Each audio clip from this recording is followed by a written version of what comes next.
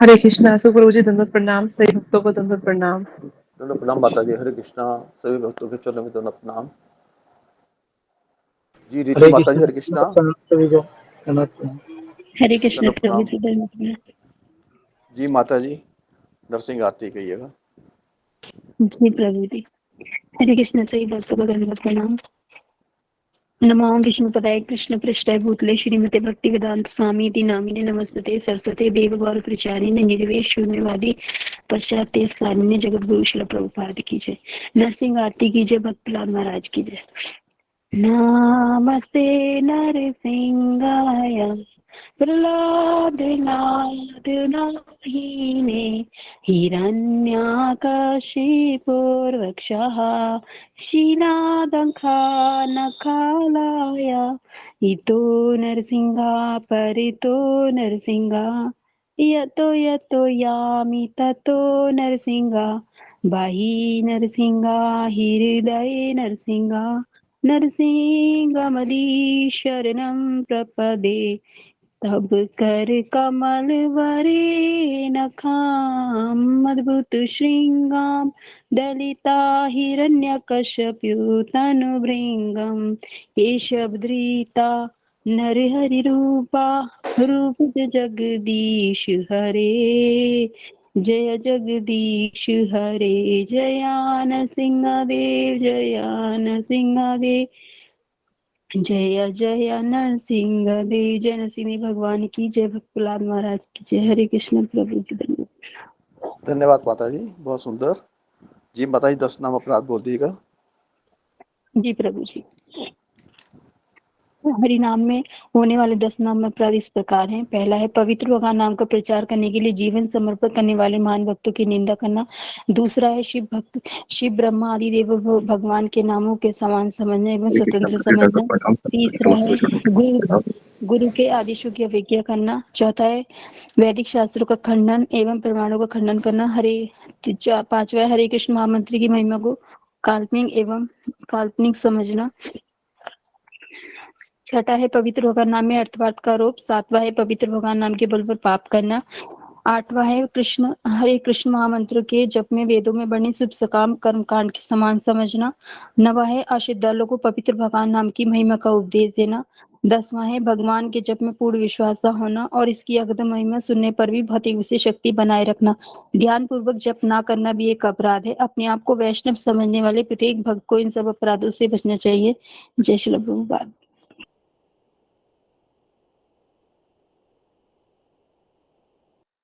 हरि बोल माता जी। हरि बोल। धन्यवाद माता जी बहुत सुंदर। हरि बोल। माता जी कल के बारे में बता दीजिएगा। जी प्रभु जी। हरे कृष्ण सही भक्त को धन्यवाद प्रणाम। हाँ कल प्रभु जी ने दीक्षा के बारे में बताया था कि तो बताया था प्रभु जी ने कि प्रभु जी बोलते हैं कि हरि नाम में टेस्ट नहीं होता तो 2 प्रॉब्लम होती है। पहला कि नाम में विश्वास नहीं होता, श्रद्धा नहीं होती और दूसरा है वैष्णव स्ट्रॉन्ग संग नहीं होता है वैष्णव का। प्रभु जी बोलते हैं कि उत्साह में दीक्षा तो ले लेते हैं पर हरि नाम में टेस्ट नहीं होता और प्रॉब्लम आती है। कृष्ण कॉन्शियस हरि नाम से अच्छा होता है। आप देखोगे कि भक्तों के अच्छे संग से ही हरि नाम से कृष्ण कॉन्शियस उस अच्छा होता है। खोटे काम करोगे तो अंदर से आवाज आएगी ही। गलत है, ये सब गलत है। दीक्षा के अंदर कम से कम 16 राउंड होने चाहिए। प्रभुपाद जी के पास एक जन आए थे कि वे बोलते हैं कि 16 राउंड माला करने से हमें समय नहीं मिलता और ये बाकी सारे काम नहीं हो पाते। तो प्रभुपाद जी ने बोला था कि पहले प्रभुपाद जी 64 राउंड, पहले जो दीक्षा के टाइम पर तो वो 64 राउंड कंपलसरी थे। वो 64 राउंड करते थे और भक्तों का संग करते थे तभी उनको दीक्षा मिलती थी। लेकिन प्रभुपाद जी की हमारे कि जल्दी से ही हम परम में हमें ले लेते हैं और हमारी दीक्षा हो जाती है। प्रभु जी बोलते हैं कि वहां पर एक गुरु परंपरा था, वह बाद में जैसे गुरु परंपरा है उससे ही दीक्षा लेनी चाहिए। जैसे गौर किशोर दास प्रभु जी, गौर किशोर दास, भक्ति विनोद ठाकुर, भक्ति सिद्धांत ठाकुर जी और शील प्रभुपाद जी। अगर हम वैष्णव अपराध करते हैं तो ऐसा ही कनेक्शन ऊपर तक जाता है। बड़ा जैसे बड़ा आदमी होता है और पीएम, हम जब पीएम या प्राइम मिनिस्टर से मिलने के लिए हम डायरेक्ट नहीं मिल सकते, उसके बीच में एक छोटे छोटे मंत्री होते हैं, जैसे वो होते हैं, तो उन्हीं के द्वारा हम मिलते हैं। ऐसे ही गौड़ीय परंपरा में भी दीक्षा तभी मिलती है जब हम गुरु परंपरा से जुड़े होते हैं। करोड़ों जन्म करोड़ों जन्म के अनर्थ के बाद अनर्थ पाप लेकर भी हम भगवत धाम की दीक्षा दे रहे हैं। प्रभुपाद जी की ये कृपा है। अगर हम कुछ गलत करते हैं, इससे बड़ी समस्या कोई नहीं। अगर शिष्य मैच्योर नहीं है तो गुरु को भी उसकी हानि पहुंचती है, गुरु को भी उसका नुकसान होता है। प्रभु जी बोलते हैं कि हायर स्टैंडर्ड टेस्ट तो 3-4 जो होते हैं वो 3-4 भक्ति ही, अगर ऐसा होता तो 3-4 भक्ति ही स्कॉन में रुक पाते। हमारे गुरु अब तो हम सबको दीक्षा देते हैं। जी बोलते हैं कि रतनाथ स्वामी जी बोलते हैं कि हमारे गुरु अब सबको दीक्षा देते हैं, गलत करते हैं तो ये नॉनसेंस है।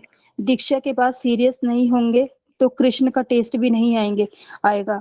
गुरु गुरु को साइड में करके हम सोचते हैं कि हम दीक्षा दीक्षा के मतलब गुरु को साइड में करके सोचते हैं हम कृष्ण को पालेंगे, वह दीक्षा के लिए पहले जोड़ देते हैं और फिर कुछ भी खोटा, फिर दीक्षा ले लेते हैं और फिर कुछ भी करते रहते हैं और इसको चीपली लेते हैं। दीक्षा नहीं मिला तो गुरु को फंसाया, जैसे एक लड़का लड़की शादी करता है और बाद में उसे धोखा देता है। ये एक धंधा, मतलब एक धोखाधड़ी बिजनेस हो गया है। प्रभु जी बोलते हैं कि कोई कोई पैसा कमाने के लिए भी ये करता है और धोखे का सौदा, ये सब धोखे का सौदा है। पूरी दुनिया को टोपी घुमा सकते हो पर कृष्ण को नहीं। कृष्ण की भक्ति फिर वह आनंद नहीं आता। कृष्ण की भक्ति चाहे कितनी भी कर लो, कितनी ही माला कर लो, पर वो आनंद नहीं आता। शुद्ध भक्ति कृष्ण कृपा से ही मिलती है। मास्टर की जो है वो कृष्ण के वो मिलते जो भक्ति में। भक्ति और कृष्ण गुरु को जो भक्ति में कृष्ण और गुरु बहुत जरूरी है। गुरु के पास आओ, उनका तो दुनिया का अलग डिसीजन है। आपको लगता है कि दुनिया का जो डिसीजन है वह हम गलती कर बैठे हैं, हाँ माता जो जी सही आवाज था। कट रही है आपकी, थोड़ा थोड़ा नेटवर्क में आइए। जी बाद में हमें पता लगता है कि गुरु का डिसीजन ही सही था। हाँ, परिवार, हम सोचते हैं कि कभी कभी ऐसा होता है कि परिवार में बहुत से लोग या मित्रों में ऐसे लोग हैं कि जो गुरु दीक्षा ले लेते हैं, तो हम सोचते हैं कि ये इन्हीं गुरु से हम दीक्षा लेंगे क्योंकि हमारे मित्र ने भी इनसे दीक्षा ली है, पर ऐसा नहीं होता है। जब तक हम सोने को तपाते नहीं है तो सोने की परख नहीं होती। वैसे ही गुरु को चीपली नहीं लेना चाहिए, उनको परख कर लेनी चाहिए और गुरु को भी शिष्य को परखना चाहिए। प्रभुपाद जी तो पूरी दुनिया को दीक्षा देते थे, पर अब ये फटाफट होता है। पहले दीक्षा के समय 64 माला का नियम था, पहले ये आसानी से नहीं मिलता था, अब तो मिलता है। तभी हम इसको ध्यान से नहीं करते, चीपली लेते। जितना आसानी से हमें सब कुछ मिल जाता है हम उसको चीपली लेने शुरू कर देते हैं और ये भक्ति में सबसे बड़ा नुकसान है। अगर हम भक्तों के संग यात्रा, भजन, कीर्तन और उनके साथ 16 माला और उनके संग स्ट्रॉन्ग संग नहीं करते या 4 नियम का पालन नहीं करते तो हम भक्ति से बहुत जल्दी चले जाते हैं। कहीं भी जाए, गांव में जाएं या शहर में जाएं, कहीं भी जाएं, हमें अपना 16 माला का जो नियम है सुबह का वो जरूर करना चाहिए। चाहे और अगर कहीं भी थोड़ा सा भी समय या मौका मिले तो भाग कर जाएं और चाहे भक्तों का संग करें, चाहे मोबाइल के द्वारा, चाहे ऑनलाइन, चाहे व्हाट्सएप। दीक्षा के बाद भी घोटाला होता है, फिर भी में लौट आओ। कभी कभी हमसे बहुत बड़ी गलतियां हो जाती हैं, पर अगर हमें कृष्ण से प्रेम है और तो हमें जल्दी से ही भक्ति में वापस भक्तों के संग में आ जाना चाहिए, तो हमारा नुकसान नहीं होगा। भौतिक आसक्ति से कृष्ण को चीट करोगे तो अपराध से भक्ति से दूर हो जाओगे। हम कुछ भी करें लेकिन कृष्ण को सब मालूम होता है। गुरु की दया की वजह से कुछ नहीं, गुरु जो होते हैं वो दया की वजह से कुछ नहीं बोलते, लेकिन उनको सब पता रहता है कि गुरु की कृष्ण की भक्त इस समय क्या कर रहा है। जब भगवान को, जब हम कोई अपराध करते हैं तो हमें ये मालूम होता है, लेकिन हमें लगता है गुरु को कुछ नहीं मालूम है, लेकिन गुरु को सब पता होता है। इसलिए वो गुस्से में, लेकिन गुरु गुस्से में शिष्य को हमेशा के लिए डांटते नहीं है, क्योंकि वो हमेशा के लिए फिर छोड़कर चला जाता है। इसलिए थोड़ा उसे भक्ति में बनाए रखने के लिए कुछ नहीं बोलते, तो हम इसको चीपली लेने लगते हैं। दूसरा पॉइंट प्रभु जी ने बताया था कि हम सोचते हैं, हाँ, और मतलब इसका फिर प्रभु जी ने बताया था कि हमारा जो मेन है वो 4 नियम का पालन, 16 माला और भक्तों का संग है। अगर हम ये करते रहेंगे तो दीक्षा भी इतना जरूरी नहीं है कि दीक्षा हो, क्योंकि हमारे कृष्ण और प्रभुपाद जी गुरु हैं ही। अगर नहीं भी होती 1% किसी कारणवश तो चलेगा, क्योंकि जो है हम अपने सिंसियरी 16 माला और 4 नियम का पालन और भक्तों का संग स्ट्रांगली कर रहे हैं। तो मेन इसका पॉइंट यही था प्रभु जी। हरे कृष्ण। यही था कि थोड़ा पॉइंट छूटे हैं 1-2 बस। हरे कृष्ण प्रभु जी, दंडवत प्रणाम। हरे कृष्ण। सही भक्त। धन्यवाद माता जी, बहुत सुंदर, धन्यवाद। हरे कृष्णा। प्रभु जी दंडवत प्रणाम। प्रभु जी सेवा हरे को कृष्णा। सभी भक्तों के चरणों में दंडवत बहुत अच्छा प्रणाम। बता रही थी माता जी। हरि बोल। धन्यवाद माता जी, सब आपकी कृपा है। प्रभु अशोक चावला प्रभु जी की ये जो सेवा दे देते हैं, वरना तो मैं तो पीछे ही रहती हूँ। नहीं माता जी, सेवा करनी चाहिए, बहुत जरूरी है। और हम सभी लोग हम कोशिश करते हैं टोपी घुमाने की। भाई सुबह जब जिसकी मैक्सिमम देखा गया, आजकल मैक्सिमम देखते हैं, जिसकी टर्न होती है वो स्किप कर जाता है, या थोड़ी देर बाद आते जब गुरुजी अपना प्रवचन शुरू कर देते हैं फिर ज्वाइन कर लेता है, या स्किप कर जाता है। पहले ये पोजीशन नहीं थी जब पुराने लोग थे, और अब ये पोजीशन ज़्यादा देखने को मिल रही है। हम पता नहीं किसे अपने आप को धोखा देते हैं, या कृष्ण को धोखा देते हैं, या गुरुजी को धोखा देते हैं, या भक्त को धोखा देते हैं। मेनली तो हम अपने आप को ही धोखा दे रहे हैं, भाई हाँ हमें कोई देख नहीं रहा, हम कृष्ण को से टोपी घुमाने की कोशिश कर रहे हैं। तो ऐसा नहीं होना चाहिए। अगर हम भक्त हैं तो भक्त हैं, सेवा करनी है, तो ये अच्छी बात है, सेवा में आना चाहिए। आज शाम को सेवा सत्र भी है 6 से 7 बजे तक। जो भक्त सेवा कर रहे हैं, कालीन सेवा कर रहे हैं, और जो भक्त सेवा करना चाहते हैं, कालीन की भक्तों को जोड़ना चाहते हैं, किसी को सुधारना चाहते हैं, गोलोक वृंदावन भेजना चाहते हैं, तो कृपया ये सत्र जरूर ज्वाइन करें। तो कुछ इंस्ट्रक्शंस हैं, गुरु जी देंगे भाई कैसे सेवा करनी है, क्या कहना है क्या नहीं कहना है। तो आपको 6 से 7 बजे तक सेवा सत्र में आना है, आपको जो सेवा कर रहे हैं या करना चाहते हैं।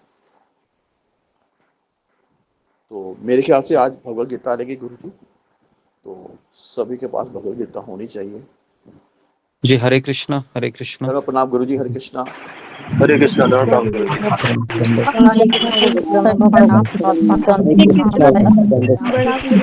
हरे कृष्ण गुरु जी, सभी भक्तों को दंडवत प्रणाम। प्रणाम। समस्त भक्तों को दंडवत प्रणाम। हरे कृष्णा गुरु जी, दंडवत प्रणाम। सभी भक्तों को हरे कृष्णा, दंडवत प्रणाम। हरे कृष्ण गुरु जी, दंडवत हरे कृष्णा।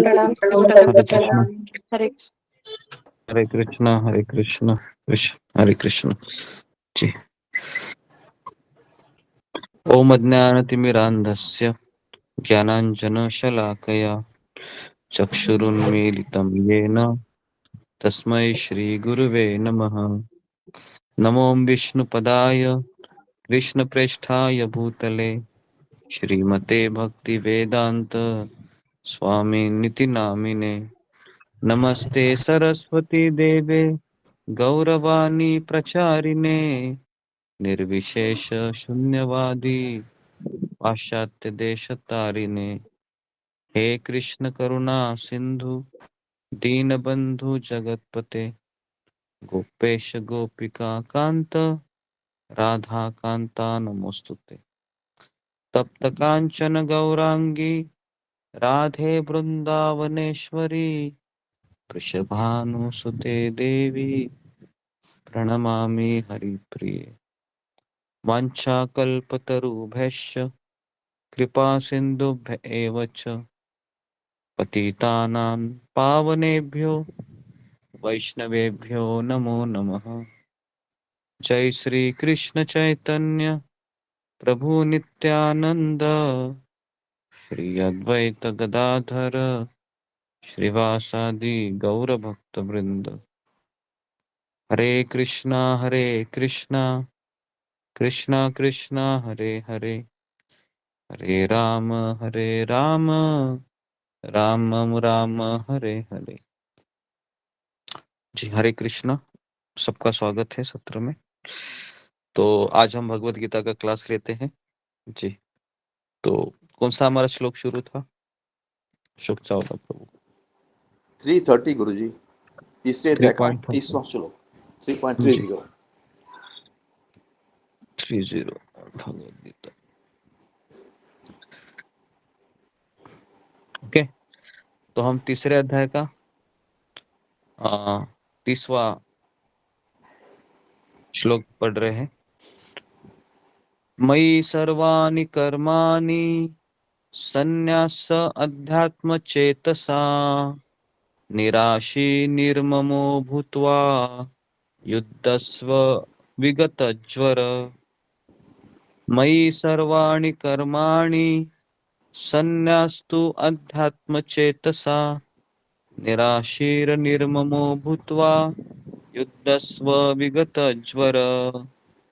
मयि सर्वाणि कर्माणि संन्यास्यु अध्यात्म चेतसा निराशीर निर्ममो भूत्वा युद्धस्व विगत ज्वर।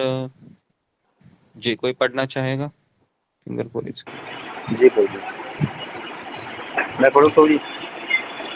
जी गुरुजी।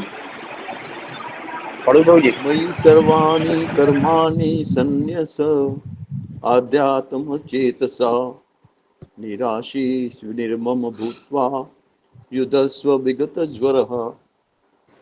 दुर्योधन प्रधान प्रभु जी, हरे कृष्णा। दुर्योधन प्रभु जी,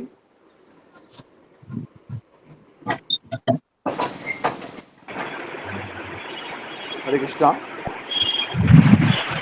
दुर्योधन नाम के माता जी ने ज्ञान किया है। हरे कृष्णा, बोलिए। नहीं, ये तो नेक्स्ट। विजय पांडे प्रभु जी, हरे कृष्णा। हरे कृष्णा प्रभु जी, हरे कृष्णा गुरु जी, दंडवत प्रणाम। समस्त वैष्णव भक्तों को चरणवंदन दंडवत प्रणाम। कृपया सब अपना माइक म्यूट कर लीजिएगा। मयि सर्वाणि कर्माणि संन्यस्य आध्यात्म चेतसा निराशी निर्मम भूत्वा युद्धस्व विगत ज्वर। हरे कृष्णा। धन्यवाद प्रभु जी। सुप्रिया माता जी, हरे कृष्णा।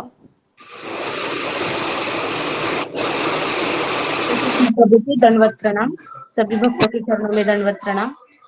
मयि सर्वाणि कर्माणि संन्यस्य अध्यात्म चेतसः निराशी निर्मम भूत्वा युद्धस्व विगत ज्वर।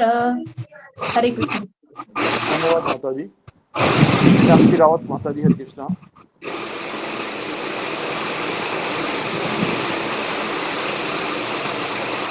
मीनाक्षी रावत माता जी। हरे कृष्ण गुरुजी, दंडवत प्रणाम। सभी भक्तों को दंडवत प्रणाम। मयि सर्वाणि कर्माणि सन्नश्य आध्यात्म चेतसा निराशी निर्मम भूत्वा युद्धस्व विगत ज्वर। हरे कृष्ण। धन्यवाद माता जी।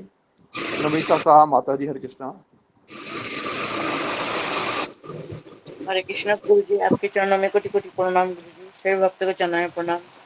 मयि सर्वाणि कर्माणि अध्यात्म चेतसा निराशी निर्मम भूता युद्धस्व विगत ज्वर। हरे कृष्ण गुरु जी, आपके चरणों में कोटि कोटि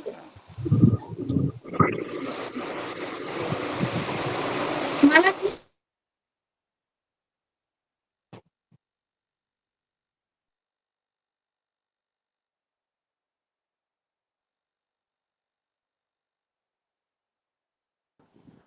धर्मराज प्रभु जी, हरे कृष्णा।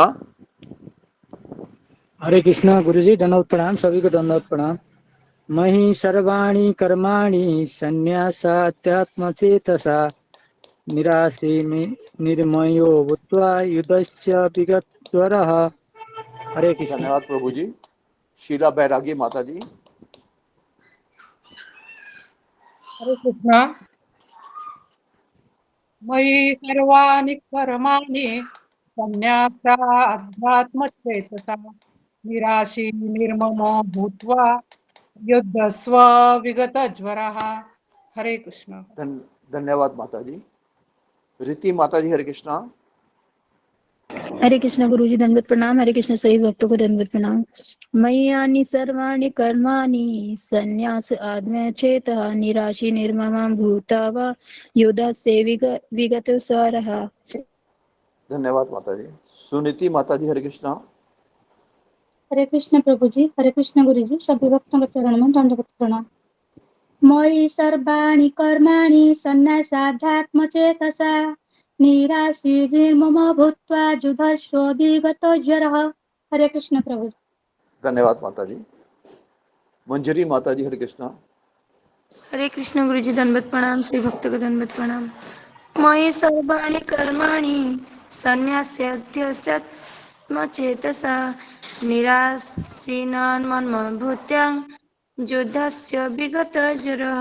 हरे कृष्ण। धन्यवाद माता जी। शुभांगी माता जी, हरे कृष्णा।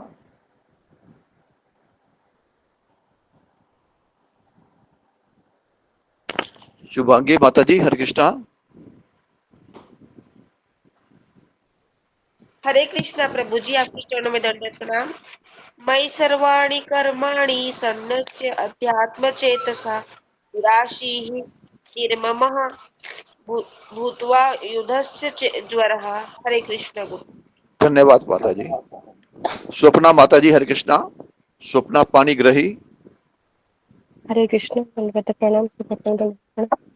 मयि सर्वाणि कर्माणि संन्यस्याध्यात्मचेतसा निराशी निर्ममो भूत्वा युद्धस्य विगतज्वर।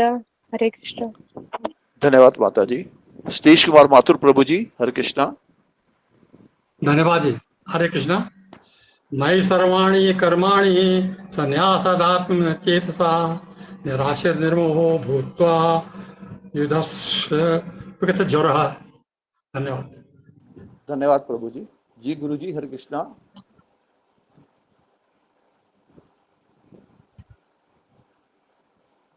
गुरु जी, हरे कृष्णा। गुरु जी। ओके, हरे कृष्णा। इसका अनुवाद और तात्पर्य पढ़ रहा हूँ मैं। अतः हे अर्जुन, मेरा आवाज आ रहा है? जी गुरु जी, आ रहा है गुरु जी। अतः हे अर्जुन, अपने सारे कार्यों को मुझ में समर्पित करके मेरे पूर्ण ज्ञान से युक्त होकर लाभ की आकांक्षा से रहित, स्वामित्व के किसी दावे के बिना तथा आलस्य से रहित होकर युद्ध करो। तात्पर्य बहुत बड़ा है। इस श्लोक भगवत गीता के प्रयोजन को स्पष्टतया इंगित करने वाला है। भगवान की शिक्षा है कि स्वधर्म पालन के लिए सैन्य अनुशासन के सदृश पूर्णतया कृष्ण भावना भावित होना आवश्यक है। ऐसे आदेश से कुछ कठिनाई उपस्थित हो सकती है, फिर भी कृष्ण के आश्रित होकर स्वधर्म का पालन करना ही चाहिए, क्योंकि यह जीव की स्वाभाविक स्थिति है। जीव भगवान के सहयोग के बिना सुखी नहीं हो सकता। ठीक है, थोड़ा सा ही मैं तात्पर्य पढ़ा तो हम जी, तो आज इस पे हम कई सारे प्रश्न निकालेंगे, थोड़ा डिटेल में चर्चा करेंगे। ये तीसरे अध्याय का इंपॉर्टेंट श्लोक है। ठीक है, तो भगवान यहाँ पर कह रहे हैं कि युद्ध कैसे करना है। तो सब लोग लिखिए पहला सवाल आज का, कि हमें इस संसार में रहकर युद्ध कैसे करना है। हमें इस संसार में रहकर युद्ध कैसे करना है। जी,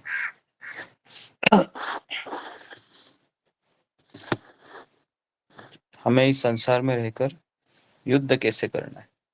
युद्ध का अर्थ क्या है, तो ब्रैकेट में लिखिए संघर्ष, है ना, नहीं तो आप हाथ में तलवार लेके खड़े हो जाएंगे, तो तलवार नहीं लेना है। संघर्ष, है ना, तो हमको युद्ध या संघर्ष कैसे करना है संसार में। ओके जी, तो नंबर 1 लिखिए अपने सारे कार्यों को, सब लोग अपने कैमरा को ऑन कीजिए, और अगर कैमरा आपका ऑफ रहेगा तो आपको रिमूव किया जाएगा। तो ठीक है, तो कैमरा सबका ऑन होना चाहिए, क्योंकि आज मैं हूँ, कल तो ऐसे ही अनुरुद्धम प्रभु का वीडियो है, तो आपको गंदी आदत लगी होगी, ऐसे ही सुनते रहो। तो आज थोड़ा ध्यान दीजिए, आज आपको लिखवा के ले रहा हूं मैं।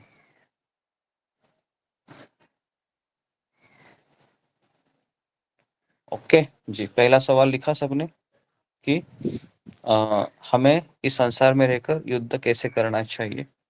तो नंबर 1 लिखिए कि अपने, कृष्ण कहते हैं हमारे संसारिक कार्यों को मुझ में समर्पित करो। कैसे करना है? इसका माइक शुरू है, सब लोग अपने माइक का ध्यान रखिए।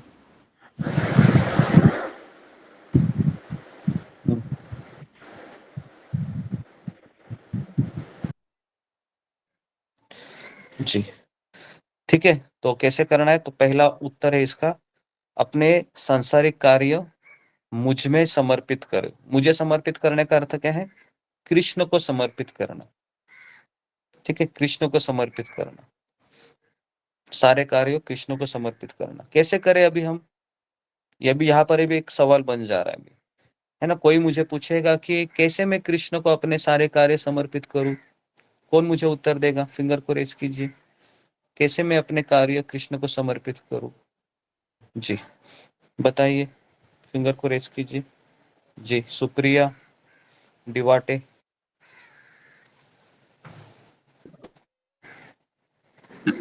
हरे कृष्णा गुरु जी, दंडवत प्रणाम। सभी भक्तों के चरणों में दंडवत प्रणाम। हम जो भी कार्य करते हैं वो कृष्ण को हम मतलब क्या, कृष्ण को मतलब हम ऐसे रखकर कोई भी कार्य करना चाहिए। जैसे कि हमें कोई खाना बनाना है तो उसे प्रसाद कहकर, या जैसे कि हम कृष्ण के लिए ही वो खाना घर के मेंबर के लिए बनाते हैं, तो वो कृष्ण के लिए ही हम प्रसाद बनाते हैं। ऐसा मन में रखकर हम कृष्ण को प्रसाद बांटना चाहिए, देना चाहिए, और वही घर में सबको देना चाहिए। ओके जी जी, हरे कृष्णा।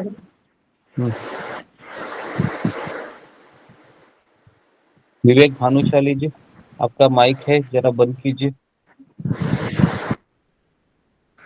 और आपका माइक है वो बार बार ऑन होता है, थोड़ा सा ध्यान रखिए जी। तो जो भी नए भक्त आए हैं हम उनका स्वागत करते हैं। तो आप थोड़ा सा, 1 घंटा हमारा प्रवचन चलेगा 4:30 बजे तक। तो इसमें हम काफ़ी चीज़ें आपको बताएंगे, कि प्रश्न उत्तर भी लेंगे, और जितना हो सका हम इसकी जटिल व्याख्या को भी आसान शब्दों में आपको बताएंगे। ठीक है, तो भगवान के सारे कार्यों को कैसे समर्पित करना है? तो मैंने एक बार कहा था कि समर्पित करते समय हमें कृष्ण का स्मरण रखना बहुत आवश्यक होता है, लेकिन ये कठिन होता है कि मैं काम भी करूं और कृष्ण का स्मरण भी करूं। तो मैंने यहाँ पर उपाय बताया था आपको। कोई भी कार्य अगर आप शुरू करते हैं, चाहे वो झाड़ू मारना हो, बर्तन धोना हो, या फिर एक पुरुष के लिए बाहर जाके जॉब करना ही क्यों ना हो, तो कोई भी कार्य शुरू करने से पहले आप कृष्ण से प्रार्थना कीजिए, और जब उस कार्य को खत्म हो जाएगा उसके पश्चात आप कृष्ण को प्रार्थना कीजिए। प्रार्थना करने का अर्थ है कि मैं कृष्ण को याद कर रहा हूं, लेकिन जब उस कार्य का फल मिलेगा तो क्या करना है? जब उस कार्य का फल मिलेगा तो फल वो कृष्ण को समर्पित करना है। अगर फल वो आप लेंगे तो वो क्या होगा? तो फिर वह कंडीशन में नहीं बैठेगा। क्लियर है? तो सारे कार्यों को मुझ में समर्पित करने का अर्थ क्या है? जी, क्या मैंने बताया अभी? फिंगर को रेज कीजिए, कोई मुझे बता सकता है? जी ओके, रागिनी गुप्ता। हरे कृष्णा गुरुदेव, दंडवत प्रणाम। गुरुदेव, सारे कार्य कृष्ण को समर्पित करने का अर्थ यह है कि जो भी कार्य हम करें तो कृष्ण को केंद्र में रख के करें। जैसे कि अगर हम घर की सफाई कर रहे हैं तो मन में ये भावना होना चाहिए कि ये घर हमारे भगवान राधा कृष्ण का है। और अगर हम लोग भोजन बना रहे हैं तो ये मन में रहना चाहिए कि वो भगवान के लिए तैयार कर रहे हैं। बर्तन धुल रहे हैं तो ये भावना रहना चाहिए कि ये भगवान के भोग लगाए हुए बर्तन है, उनको साफ करें। इस प्रकार से हर कार्य को हम लोग भगवान को अर्पित कर सकते हैं। यहाँ तक कि अगर हम लोग स्वयं के लिए भी कोई वस्तु खरीदते हैं तो ये भावना होना चाहिए कि हम भगवान के सेवक हैं। तो मुझे ये समझ में आया गुरु जी। दंडवत प्रणाम। ओके, तो सबको क्लियर है। तो अभी दूसरा चीज लिखिए कि कैसे राइट संघर्ष करना है। तो फिर लिखिए पूर्ण ज्ञान से युक्त होकर। लिखिए सेकंड पॉइंट लिखिए, मेरे पूर्ण ज्ञान से युक्त होकर। मेरे मतलब कृष्ण के पूर्ण ज्ञान से युक्त होकर, ये सेकंड कंडीशन है। इसका अर्थ क्या है कि अभी कृष्ण कह रहे हैं कि मेरे पूर्ण ज्ञान से युक्त होकर। इसका अर्थ क्या है? तो इसका अर्थ लिखिए कि मैं कौन हूं और कृष्ण कौन है, ये ज्ञान होना चाहिए। ज्ञान का तात्पर्य क्या है? तो लिखिए पूर्ण ज्ञान किसे कहते हैं, उसी में लिखिए पूर्ण ज्ञान किसे कहते हैं, ताकि समझ में आए कि ज्ञान किसे कहते हैं। क्योंकि आज ज्ञान के बारे में इतना विज्ञापन हो रहा है कि पता ही नहीं चलता है कि असली ज्ञान क्या है। लिखिए ज्ञान मतलब लिखिए मैं कौन हूं इसको जानना, भगवान कौन है इसको जानना, और ये भौतिक संसार क्या है या प्रकृति क्या है इसको जानना, इसको ज्ञान कहते। ठीक है, मैं कौन हूं, तो मैं कौन हूं, कौन हूं मैं कौन हूं, तो मैं आत्मा हूं। ठीक है, आत्मा हूं। आत्मा हो या आप शरीर हो? आत्मा है, आत्मा है, सब आत्मा है जी। तो अभी जो स्क्रीन के सामने जो दिख रहा है वो आत्मा है या शरीर है? जी, वो शरीर है या आत्मा? शरीर। शरीर है। तो फिर आप कौन है? आत्मा है या शरीर है? आत्मा। आत्मा है। आत्मा है। तो सब लोग अपना आत्मा दिखा सकते हैं शरीर से निकाल कर। ये देखो मैं आत्मा हूँ, ये देखो मैं आत्मा हूँ। कैसा हो संभव है? ये संभव नहीं है जी। तो मैं कौन हूँ? तो लिखिए मैं आत्मा हूँ। भगवान कौन है? तो लिखिए कृष्ण भगवान है। मेरा उसके साथ क्या संबंध है? क्या संबंध है मेरा कृष्ण के साथ? संबंध है कि मैं कृष्ण का सेवक हूँ। ठीक है, सेवक हूँ, ये ज्ञान असली है। मैं सेवक हूँ, मैं सेवक था, मैं सेवक रहूंगा। लेकिन हम इस संसार में क्या बोलते हैं? मैं मालिक हूँ या मैं मालकिन हूँ, बोलते कि नहीं? मैं नौकरानी नहीं हूँ, मैं मालकिन हूँ। या पुरुष भी बोलता है मैं नौकर नहीं हूँ, मैं मालिक हूँ। बराबर है। फिर बच्चे बड़े होते हैं, फिर वो बोलते हैं चलता रहता है, ऐसे सिलसिला चलता रहता है। ठीक है, तो पूर्ण ज्ञान क्या है? मैं कौन हूँ? आत्मा हूँ। भगवान कौन है? कृष्ण है। मेरा उसके साथ क्या संबंध है? वो स्वामी है, मैं सेवक हूँ। और तीसरा लिखिए प्रकृति क्या है या भौतिक संसार क्या है? तो लिखिए ये भौतिक संसार है, वह कृष्ण की इच्छा से चलता है। ये भौतिक संसार कृष्ण की इच्छा से चलता है। ठीक है, तो ये हो गया पूर्ण ज्ञान। तो अभी मेरा सवाल है कि आप में से कितने लोगों को ये पूर्ण ज्ञान है? जी, फिंगर को रेज कीजिए। ये पूर्ण ज्ञान किस किस को है? सबको है। मैंने भी बताया मैं कौन हूँ, आत्मा हूँ। कृष्ण कौन है?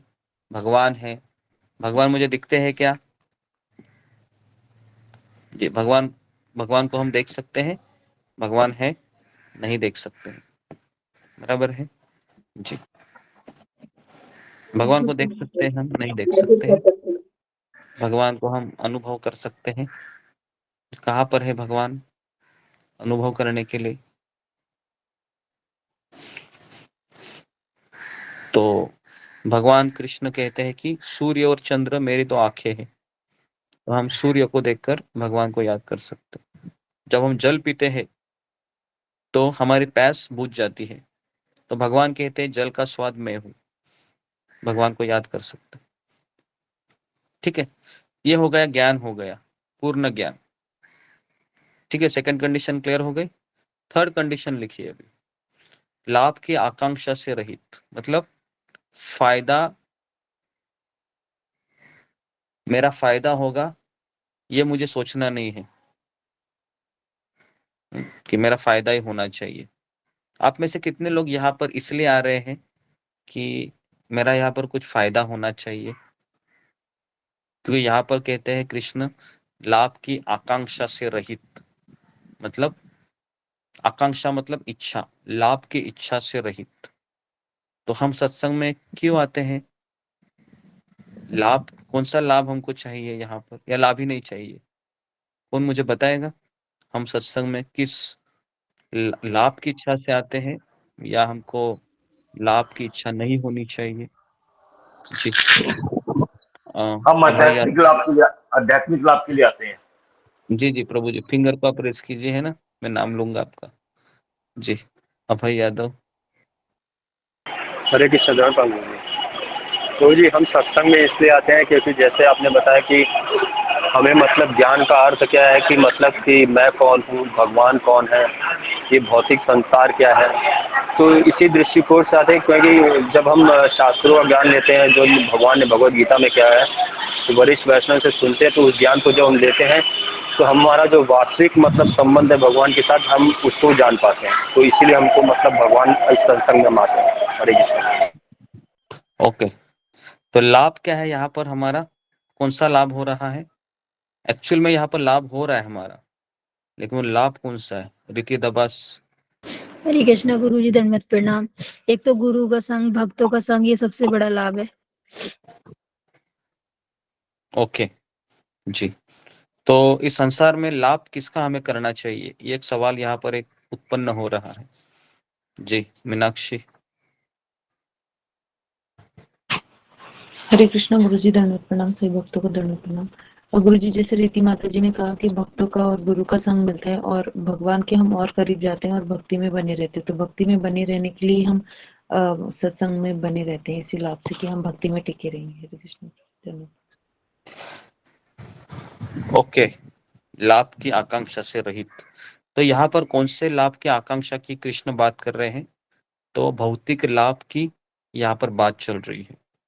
तो यहाँ पर जब भी हम सत्संग में आते हैं ना, भौतिक लाभ नहीं यहाँ पर करना चाहिए, क्योंकि कृष्ण गीता में कहीं पर भी लिखते बोलते नहीं है कि आप गीता पढ़िए, गीता क्लास में आइए ताकि आपका भौतिक लाभ हो। ठीक है, तो भौतिक लाभ की आकांक्षा नहीं करनी चाहिए। ठीक है, तो इसलिए नहीं आना चाहिए कि मैं अगर सत्संग में आऊंगी तो मेरा लाभ भौतिक होना चाहिए। तो भगवान का यहाँ पर ये कहना है। ठीक है, अगला पॉइंट है, लिखिए, स्वामित्व के किसी दावे के, स्वामित्व के किसी दावे के बिना, मतलब कि मैं स्वामी नहीं हूं, मैं नियंत्रक नहीं हूं, मैं एंजॉयर नहीं हूं, स्वामी नहीं हूं। स्वामी बनना ही संसार का बड़ा बीमारी है जी। तो स्वामी बनने से हमारे अंदर ऐसा कौन सी चीज है जो बहुत ऊपर प्रवेश करती है फिर, और जिसके कारण हमारे सारे रिश्ते टूट जाते हैं? कौन सा वो चीज है कि हम जब अपने आप को स्वामी के कुर्सी पर रखते हैं तो एक चीज है, वह हमारे अंदर बहुत तीव्रता से लोग अनुभव करते हैं।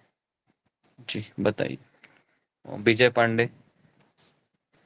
हरे कृष्ण गुरु जी, दंडवत प्रणाम। गुरु जी, मैं और मेरा और तीसरा है अहंकार, ये तीन चीजें हैं जिसमें स्वामित्व की भावना ज्यादा बनी रहती है। गुरु जी, हरे कृष्णा। हाँ जी, तो ये इसका सही उत्तर है, विजय पांडे ने बताया कि स्वामी होने से मैं, मेरी पत्नी, मेरा बच्चा, मेरा घर, है ना, मेरी माँ, मेरा पति, मेरा पिता, बस वो संकुचित जीवन जीता है फिर वो, मतलब मेरे शरीर से संबंधित जितने भी चीजें हैं बस वही मेरा संसार है। फिर वो आगे की सोच नहीं पाता है। और अहंकार उसका इतना फूलता है कि पूछो मत, क्योंकि वो ये सोच ही नहीं पाता है कि मैं सेवक हूं करके। जहां पर भी जाएगा वो, है ना, शादी पार्टी में, तो कुछ लोग मैंने देखे हैं ऐसे आएंगे ऐसे, और फिर अगर कुर्सी नहीं है ना उनको बैठने के लिए, तो ऐसे चारों ओर मंडराएंगे ऐसे अपनी आंखें, और कुछ बैठने के लिए नहीं है, कोई उनको पूछ नहीं रहा है, तो उनको इतना बुरा लगता है कि तुरंत उस स्थान को छोड़ के जाते हैं। इतना अहंकार होता है, खास करके सरकारी अफसरों, जो सरकारी जो लोग होते हैं ना, उनमें देखा गया है। उतनो देखो, किसी को सम्मान मिलना बहुत अच्छी बात है, लेकिन उस सम्मान की हमेशा चाहत रखना, ये सबसे डेंजरस है। हमको कभी ना कभी सम्मान मिलेगा भी, लेकिन हर समय हर पल नहीं मिलेगा। ठीक है, स्वामित्व के किसी दावे के बिना। और पांचवा लिखिए, आलस्य से रहित होकर। ये पांचवा चीज, आलस्य से रहित होकर, मतलब आलस्य नहीं। आलस्य मतलब कौन मुझे बताएगा कि आलस्य से रहित होकर कृष्ण क्यों कहते हैं संघर्ष करने के लिए? क्या ऐसा होता है कि आलसी व्यक्ति के, है ना, आलसी व्यक्ति है वह युद्ध नहीं कर सकता? जी, घनश्याम अग्रवाल।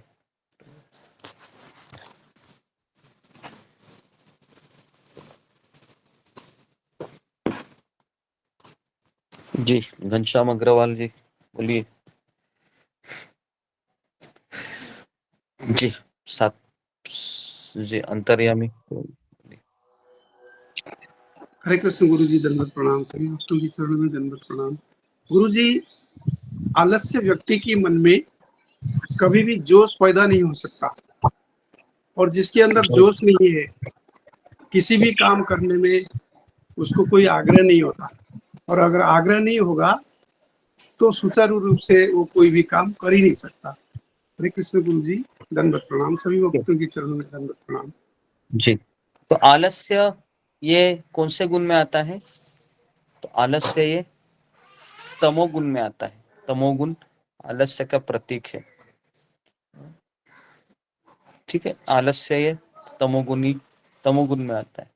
तो इसके लिए तमोगुणी व्यक्ति वह युद्ध नहीं कर सकता। तमोगुणी व्यक्ति केवल सोते रहता है। जैसे अगर सैटरडे है और संडे उसको छुट्टी होती है, तो सैटरडे के दिन वो आज पता है क्या करेगा?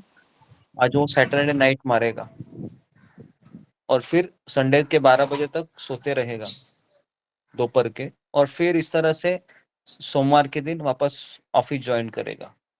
वापस Monday, Tuesday, Wednesday, Thursday, Friday तक बहुत गधे की तरह काम करेगा वो। सैटरडे आएगा वापस, यही साइकिल चलता रहता है उसका। मंडे टू फ्राइडे भोग, मंडे टू फ्राइडे त्याग, और सैटरडे संडे भोग। तो भोग त्याग ऐसा पुंडल, उसका जो पेंडुलम बोलते हैं उसको, ऐसे ऐसे होता है ना, वो चलता रहता है साइकिल ऐसे भोग त्याग। तो आलस्य से रहित होकर युद्ध करो। तो मैंने 5 चीजें यहाँ पर, कृष्ण 5 चीजें बोल रहे हैं। तो कौन बताएगा 5 चीजें कौन सी है?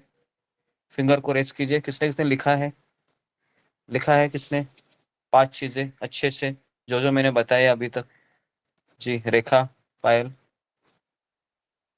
हरे कृष्णा गुरु जी, दंडवत प्रणाम। सभी भक्तों को दंडवत प्रणाम। गुरु जी, आपने 5 चीजें बताई। पहला पॉइंट बताया आपने कि अपने सारे कार्यों को मुझ में समर्पित करूं। मतलब कोई भी कार्य शुरू करने से पहले कृष्ण से प्रार्थना करनी चाहिए, और खत्म होने के बाद भी कृष्ण को याद करना चाहिए, और अगर जो उसका फल मिलेगा उसको भी कृष्ण को समर्पित करना है। दूसरा, मेरे पूर्ण ज्ञान से युक्त होकर, जो आप प्रश्न करते हैं कि पूर्ण ज्ञान किसे कहते हैं, आंसर देते हैं आप कि मैं कौन हूँ इसको जानना, भगवान क्या है इसको जानना, भौतिक प्रकृति क्या है इसको जानना, यही पूर्ण ज्ञान है। मैं आत्मा हूँ, भगवान कृष्ण है, मेरा संबंध कृष्ण से सेवक का है, मैं सेवक हूँ, सेवक था और सेवक रहूंगा। भौतिक संसार कृष्ण की इच्छा से चलता है।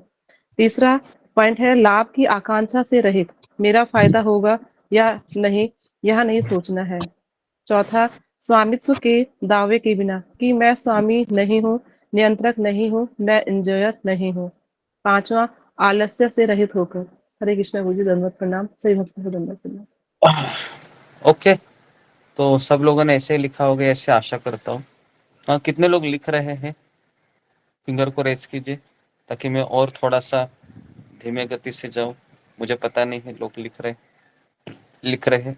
ओके, वेरी गुड, आप लिख रहे हैं, क्योंकि ये सब छोटे छोटे पॉइंट हमको पता होना चाहिए, बराबर है। क्योंकि यहाँ पर ये नहीं लिखा है कि कार्यों को कैसे समर्पित करें। तो प्रश्न आता है कभी कभी गीता पढ़कर कि कृष्ण कहते हैं, हे अर्जुन, सारे कार्यों को मुझ में समर्पित करो। मतलब मुझे क्या करना है? मान लो मेरा सैलरी 50,000 है, तो क्या मुझे 50,000 कृष्ण को देना है? कोई देता तो है नहीं आजकल, लेकिन उसके मन में सवाल आ सकता है। तो फिर कैसा उसका समर्पित करने का अर्थ क्या है? तो इसी के लिए मार्गदर्शन चाहिए, आध्यात्मिक गुरु की, है ना, की सहायता चाहिए, ताकि ये सही गीता को भी सीखने के लिए भी कोई एक प्रशिक्षण करता चाहिए जो हमें बताए। ओके, तो ठीक है, तो अभी हम तात्पर्य में प्रवेश करते हैं। ठीक है, तो आज हम तात्पर्य कवर करेंगे, इसका थोड़ा सा बड़ा है लेकिन जी। भगवान की शिक्षा है कि स्वधर्म पालन के लिए सैन्य अनुशासन के सदृश पूर्णतया कृष्ण भावनामय होना आवश्यक है। तो यहाँ पर प्रभुपाद जी लिखते हैं कि स्वधर्म पालन के लिए, तो स्वधर्म कितने प्रकार के होते हैं? जी, फिंगर को रेज कीजिए और ये प्रश्न में लिखिए कि स्वधर्म कितने प्रकार के होते हैं, लिखिए।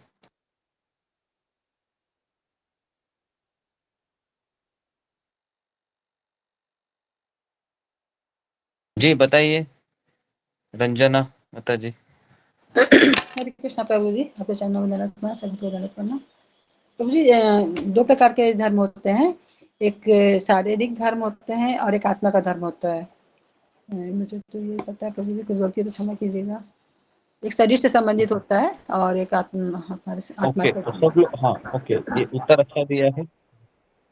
देखिए, दो प्रकार के स्वधर्म होते हैं। नंबर 1 लिखिए, जो हमारे सांसारिक स्वधर्म होते हैं, जैसे मैं पति हूँ, मैं पत्नी हूँ, मैं माँ हूँ, है ना, ये हो गया वर्णाश्रम धर्म। एक जो उसके नियत कर्म होते हैं, नियत धर्म होते हैं, उसके आइडेंटिटी को लेके, क्लियर है, ये होता है उसका एक धर्म, स्वधर्म, मतलब वर्णाश्रम धर्म है, सांसारिक धर्म।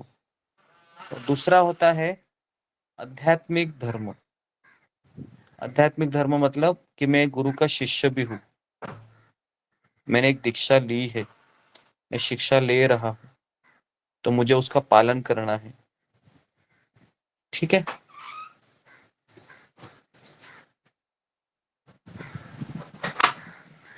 तो ऐसे दो प्रकार के धर्म होते हैं। ठीक है, ठीक है, तो अभी इन दोनों में से कौन से धर्म को हमको प्रायोरिटी देनी चाहिए? फिंगर को रेज कीजिए। चलो, ये दो धर्म तो मैंने आपको बता दिए अभी।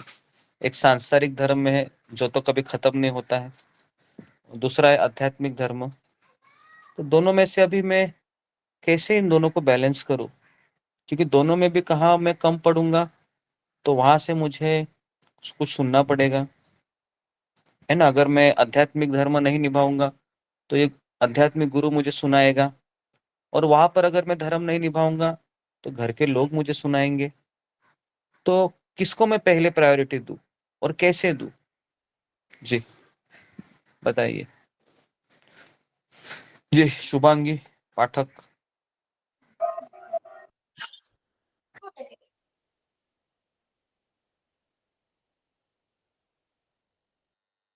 नेक्स्ट, सुश्री मिश्रा।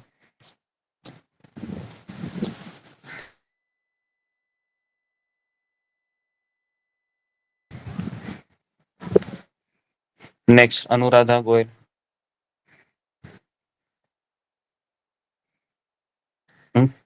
आवाज मेरा आ रहा है कि नहीं आ रहा है? अशोक चावला प्रभु। आ रहा है गुरुजी, आ रहा है, तो स्पष्ट ये आ लोग रही है। फिंगर को रेज करके भी क्यों नहीं बोल रहे हरे हैं? कृष्णा प्रभु जी। कहाँ जाते हो आप लोग फिंगर को रेज करके? जी प्रभु जी, बोलिए। वो भी गलती से हैंड रेस वाला बटन दबा दिया था प्रभु जी। अच्छा, जी। जैसे हमें आध्यात्मिक वो करना है तो हमें ना इसके लिए जल्दी उठना पड़ेगा। जल्दी जैसे जब तक हम घर के सारे सो रहे हैं तो हम जल्दी उठ के अपना सारा आध्यात्मिक को निपटा सकते हैं प्रभु जी। हाँ, ओके। तो देखिए, हमारे सांसारिक कर्तव्य कितने बजे शुरू होते हैं? सब लोग अग्री करते 6 बजे से शुरू होते हैं, है ना? बराबर। तो अगर मुझे अभी आध्यात्मिक कर्तव्य को करना है, तो उसके लिए मुझे क्या करना होगा फिर?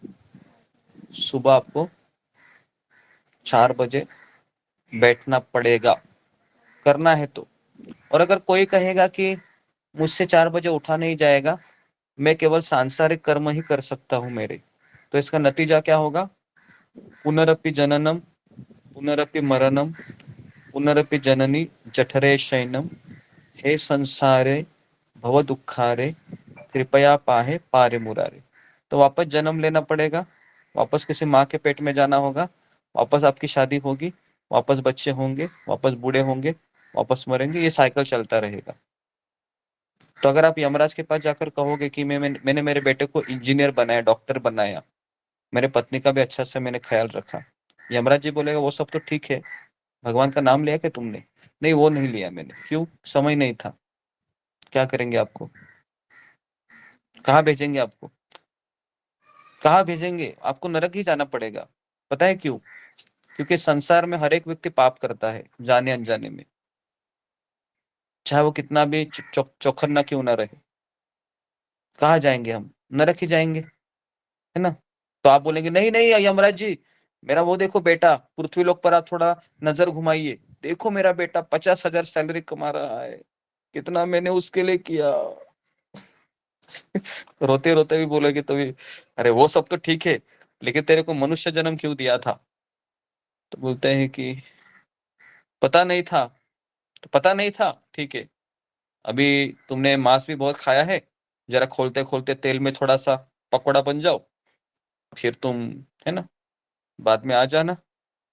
ऐसे ही होता है। क्योंकि देखो यहाँ पर हर एक सोफिस्टिकेटेड व्यक्ति अगर ये बोलेगा कि मैंने किसी का दिल नहीं दुखाया है, मैंने किसी का बुरा नहीं सोचा है, मैं किसी को कभी मन में भी कुछ चीज नहीं लाया हूँ, लेकिन पता होना चाहिए इस संसार में आप आए हैं तो यहाँ पर पाप जाने अनजाने होगा ही होगा। आप ये बोल ही नहीं सकते कि मैंने पाप किया ही नहीं। क्लियर है? तो इसके लिए अगर ये सांसारिक कर्तव्य तो ठीक है, एक बार बात लो, बाई चांस कम ज्यादा भी हो गई कोई बात नहीं, हमारा फर्स्ट प्रायोरिटी होना चाहिए कि मेरी 16 माला का जप होना चाहिए, जो मैंने मेरे गुरु को वचन दिया है, और उसके लिए आपको सुबह जल्दी उठना ही पड़ेगा। ठीक है, सुबह जल्दी उठना ही पड़ेगा। अपन नहीं उठेंगे तो आपकी मर्जी, लेकिन इसके परिणाम भी हमको भुगतने पड़ेंगे। अभी हम ये डरा नहीं रहे आपको, है ना? डरा नहीं रहे, नहीं तो आप बोलोगे डरा क्यों रहे? नहीं, डरा नहीं करने। जैसे अभी रास्ते पर हम जा रहे हैं, तो रास्ते पर अगर किसी ने पार्टी लगा दी, अगर आप सिग्नल का उल्लंघन करोगे तो आपको फाइन भरनी पड़ेगी। तो ये क्या सरकार आपको डरा रही है या चेतावनी दे रही है? सरकार आपको चेतावनी दे रही है। तो उसी प्रकार से, है ना, शास्त्र कहता है कि अगर तुम माला नहीं करोगे, मनुष्य जन्म का भगवान का भक्ति नहीं करोगे, तो क्या? तो हमें कहाँ जाना पड़ेगा? यमराज के पास जाना। कहने का अर्थ है कि आध्यात्मिक कर्तव्य भी जरूरी है, बहुत ज्यादा ही जरूरी है। ठीक है, यहाँ पर से कुछ प्रश्न है, कुछ पूछना है? क्योंकि थोड़ा सा मैंने ऐसी ऐसी चीजें बताई, शायद किसी के मन में कुछ आ सकता है, तो फिंगर को रेस कीजिए। ठीक है, तो फिर मैं आगे बढ़ता हूँ, किसी का प्रश्न नहीं है जी। ठीक है, तो मैं आपको ही प्रश्न पूछ रहा हूँ कि स्वधर्म कितने प्रकार के होते हैं, और इसमें आध्यात्मिक स्वधर्म क्यों उतना जरूरी है? जी बताइए, मैंने क्या क्या बताया अभी? जी, अंजलि सिंह। हरे कृष्णा गुरुजी, दंडवत प्रणाम। श्री भक्तों के चरणों में दंडवत प्रणाम। गुरुजी, आपने बताया स्वधर्म 2 प्रकार के होते हैं, एक तो संसारिक धर्म जैसे हमारा पत्नी का जो कर्तव्य है, पति का जो कर्तव्य है, और दूसरा है आध्यात्मिक धर्म जो हम आत्मा के लिए करते हैं। जो इसमें है कि हम एक गुरु के शिष्य भी हैं, तो हमारा पहला कर्तव्य यही बनता है कि हमारे जैसे 16 माला करना, और जो भी हमारे आध्यात्मिक है कार्य जो गुरु में बोलते हैं वो करना। अगर हम ये नहीं करते हैं, केवल हम संसारिक कार्य ही करते रहेंगे, तो हम जन्म मृत्यु के चक्र में मतलब कि फंसे रहेंगे। हमारा बार-बार जन्म और बार-बार मृत्यु ऐसे होते रहेगा। और इसमें आपने ये बताया कि जैसे हम सिर्फ संसारिक कार्य ही करते रहेंगे, तो जैसे संसारिक लोग जो होते हैं, उसे जाने-अनजाने में भी पाप होते ही हैं। तो पाप करते रहेंगे, वो नर्क ही जाएँगे। तो इसके लिए हमें आध्यात्मिक का जो हमारा जो कर्तव्य है, वो पहले प्रायोरिटी देना चाहिए। जी गुरुजी। और आपने इसमें ये भी बताया कि जिस प्रकार से अगर हम जैसे आपने बताया कहीं पे खतरा हो और वहाँ पे बोर्ड लगा हुआ हो, और हम उसको अगर कोई चेतावनी दे रहा है हमको, तो और हम नहीं कर रहे हैं फिर भी, तो हमको तो उसका भुगतान करना ही पड़ेगा। इसके लिए हमें आध्यात्मिक जो हमारा जो धर्म है, जैसे 16 माला करना, वो हमको करना ही है। अगर हम नहीं करेंगे तो वो हमको ही भोगना पड़ेगा। जी गुरुजी, हरे कृष्ण, धन्यवाद प्रणाम। ओके, ठीक है, तो सबको क्लियर है जी। तो ये सब चीजें पता होनी चाहिए कि, क्योंकि देखो ये दोनों कर्तव्य, एक बार किसी ने पूछा था कि दोनों में से कौन से कर्तव्य होगा, क्योंकि दोनों मेरे से नहीं हो रहा है, मैं क्या करूं। तो एक साधु महाराज ने उत्तर दिया था कि संसार के काम है ना, ये मरते दम तक चलते रहेंगे। जब तक आपका शरीर है, ये संसार के काम खत्म होने वाले हैं, नहीं होने वाले। तो उनमें से कैसे न कैसे हमको समय निकालना ही है और हमारा आध्यात्मिक कर्तव्य पूरा करना है। अब इसमें सबसे बड़ी अड़चन आती है कि हमारे ही परिवार के लोग इसके बीच में आते हैं। तो उस समय हमें बहुत चतुराई से मार्गदर्शन लेके कैसे तो हमको इनमें से रास्ता निकालना पड़ेगा। अगर रास्ता नहीं निकालेंगे तो वापस पुनरपि जननम पुनरपि मरणम, है ना। जन्म मरण का चक्र बहुत भयंकर होता है, बराबर है। अभी देखो यहाँ पर सब लोग आ रहे हैं, सबका खुद का घर है, घर में रह रहे हैं, आराम से ऑनलाइन क्लास कर रहे हैं। लेकिन मैं आपको बताऊं, हर जन्म में सबको ये सुविधा नहीं प्राप्त होती है। कुछ लोगों को मकान भी नहीं मिलता है, खाना भी ठीक से मिलता नहीं है। तो ये संसार में कुछ कुछ जो जन्म है कर्म के अनुसार बहुत भयानक होते हैं। तो इसलिए हमें स्वधर्म का पालन करने में कोई हिचकिचाहट नहीं करनी चाहिए, ठीक है। तो जी तो प्रभुपाद लिखते हैं कि ऐसे आदेश से कुछ कठिनाई उपस्थित हो सकती है, फिर भी कृष्ण के आश्रित होकर स्वधर्म का पालन करना ही चाहिए, क्योंकि यह जीव की स्वाभाविक स्थिति है। सब लोग लिखिए अगला सवाल, जीव की स्वाभाविक स्थिति क्या है? जीव की स्वाभाविक स्थिति क्या है?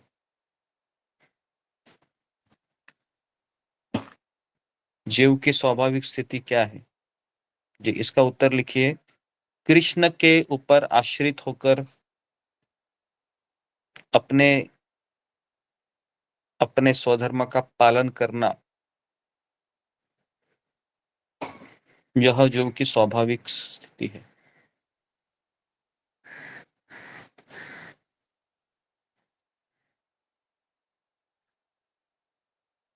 जी, अगला सवाल लिखिए कि जीव भगवान के सहयोग के बिना सुखी क्यों नहीं हो सकता? जीव भगवान के सहयोग के बिना सुखी क्यों नहीं हो सकता? क्यों नहीं हो सकता भगवान? बराबर है। कुछ लोग कहते हैं कि मुझे भगवान की जरूरत नहीं है। देखो भाई, मैं डॉक्टर बना हूं, मेरा अच्छा सा क्लिनिक है, पेशेंट आते हैं, दिन का 3,000 2,000 मुझे मिलता है, महीने का 50,000 60-70,000 रुपए मुझे मिल जाता है ना। तो मैं क्यों भगवान का भक्ति करूं, भगवान का भजन करूं? तो कई ऐसे नास्तिक लोग बोलते हैं, है ना, बराबर है। तो जीव भगवान के सहयोग के बिना सुखी नहीं हो सकता, क्यों? तो सब लोग इसका उत्तर लिखिए, क्योंकि जीव की नित्य स्वाभाविक स्थिति ऐसी है कि वो भगवान की इच्छाओं के अधीन रहना। ठीक है, जीव की ये स्वाभाविक स्थिति है कि वो हमेशा भगवान के अधीन रहने से ही वो सुखी हो सकता है। इसका सुंदर उदाहरण कौन मुझे दे सकता है? कैसे आप इस पॉइंट को एक्सप्लेन करोगे कि जीव की स्वाभाविक स्थिति है कि वो भगवान के इच्छाओं के अधीन रहकर ही सुखी हो सकता है? इसका कोई सांसारिक उदाहरण देकर मुझे कोई समझा सकता है इसी पॉइंट को?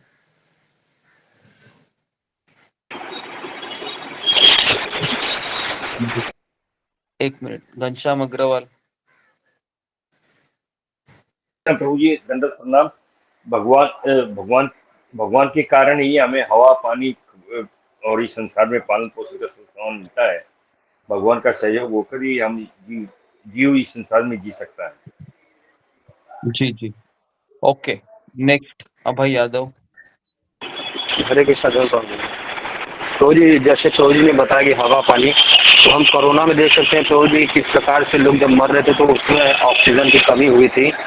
तो भगवान से तो हमें फ्री में देख रहे हैं कि इतनी ऑक्सीजन मिल रहा है, फिर भी हम उसकी वैल्यू नहीं समझते हैं। तो हम इससे समझ सकते हैं प्रभु जी। तो यहाँ पर मैंने एक सवाल पूछा था कि कैसे हम इसको बता सकते हैं कि अगर जीव भगवान के अधीन नहीं रहता है तो दुखी हो जाएगा।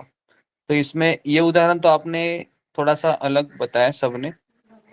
तो देखिए, अगर कोई पिता और पुत्र है, ये उदाहरण मैं सोच रहा था कि अगर कोई पुत्र पिता के अधीन नहीं रहता है, पिताओं की इच्छा के अधीन नहीं होता है और वो पुत्र पिता को छोड़कर चला जाता है, तो अभी मुझे बताइए, क्या वह पुत्र सुखी हो सकता है? तो इसका उत्तर है कदापि नहीं। क्लियर है? लेकिन वही जब पुत्र अपने पिता के घर आकर अपनी गलतियों के लिए क्षमा मांगकर कहता है कि पिताजी, मुझे आपकी इच्छाओं के अधीन ही रहना है, क्योंकि वही मेरी स्थिति है।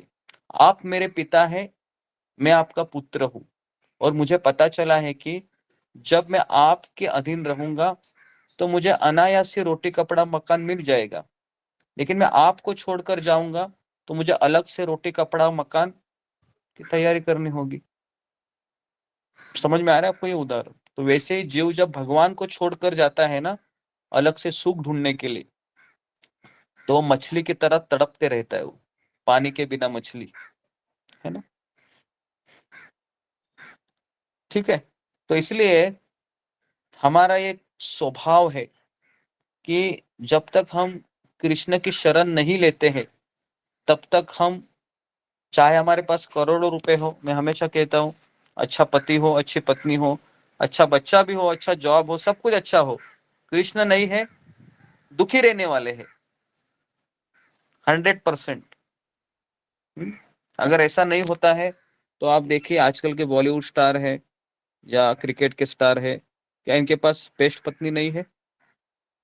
बेस्ट पत्नी है, पता है ना? आजकल के क्रिकेट स्टार तो बॉलीवुड के एक्ट्रेस से शादी करते हैं। तो बेस्ट पत्नी है, फिर अमेरिका घूमते हैं, इधर जाते हैं, उधर जाते हैं, सब कुछ तो बेस्ट है, इतनी शोहरत मिल रही है। पता है ना, आजकल के क्रिकेट स्टार, लोग पागल हो जाते हैं उनको देखने के लिए। अभी हाल ही में इंडिया वर्ल्ड कप जीत कर आया था अमेरिका से भारत, तो पता है भारत के वो वानखेड़े स्टेडियम तक गर्दी हुई थी, पूरा एकदम ब्लॉक हुआ था। सब कुछ तो मिल रहा है इनका, लेकिन फिर भी ये दुखी है। क्यों दुखी है? कृष्ण नहीं है जीवन में। क्लियर है आपको? तो आप लोग ये क्रिकेट स्टार और बॉलीवुड स्टार से भी भाग्यवान है। समझ में आ रहा है आपको? क्योंकि आपके जीवन में कृष्ण है।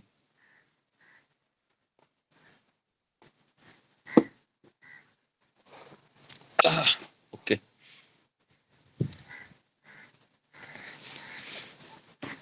जी। तो इसलिए हम भगवान के अधीन रहना ही हमारी स्थिति है, तो उसे हम सुखी रह जाएंगे। ठीक है जी। तो अतः श्री कृष्ण ने अर्जुन को युद्ध करने का इस तरह आदेश दिया मानो भगवान उसके सेना नायक हो। तो भगवान की इच्छा के लिए मनुष्य को सर्वस्व की बलि करनी होती है। ये बहुत इंपॉर्टेंट स्टेटमेंट लिखते हैं। भगवान की इच्छा के लिए मनुष्य को सर्वस्व की बलि करनी होती है। सर्वस्व मतलब क्या है?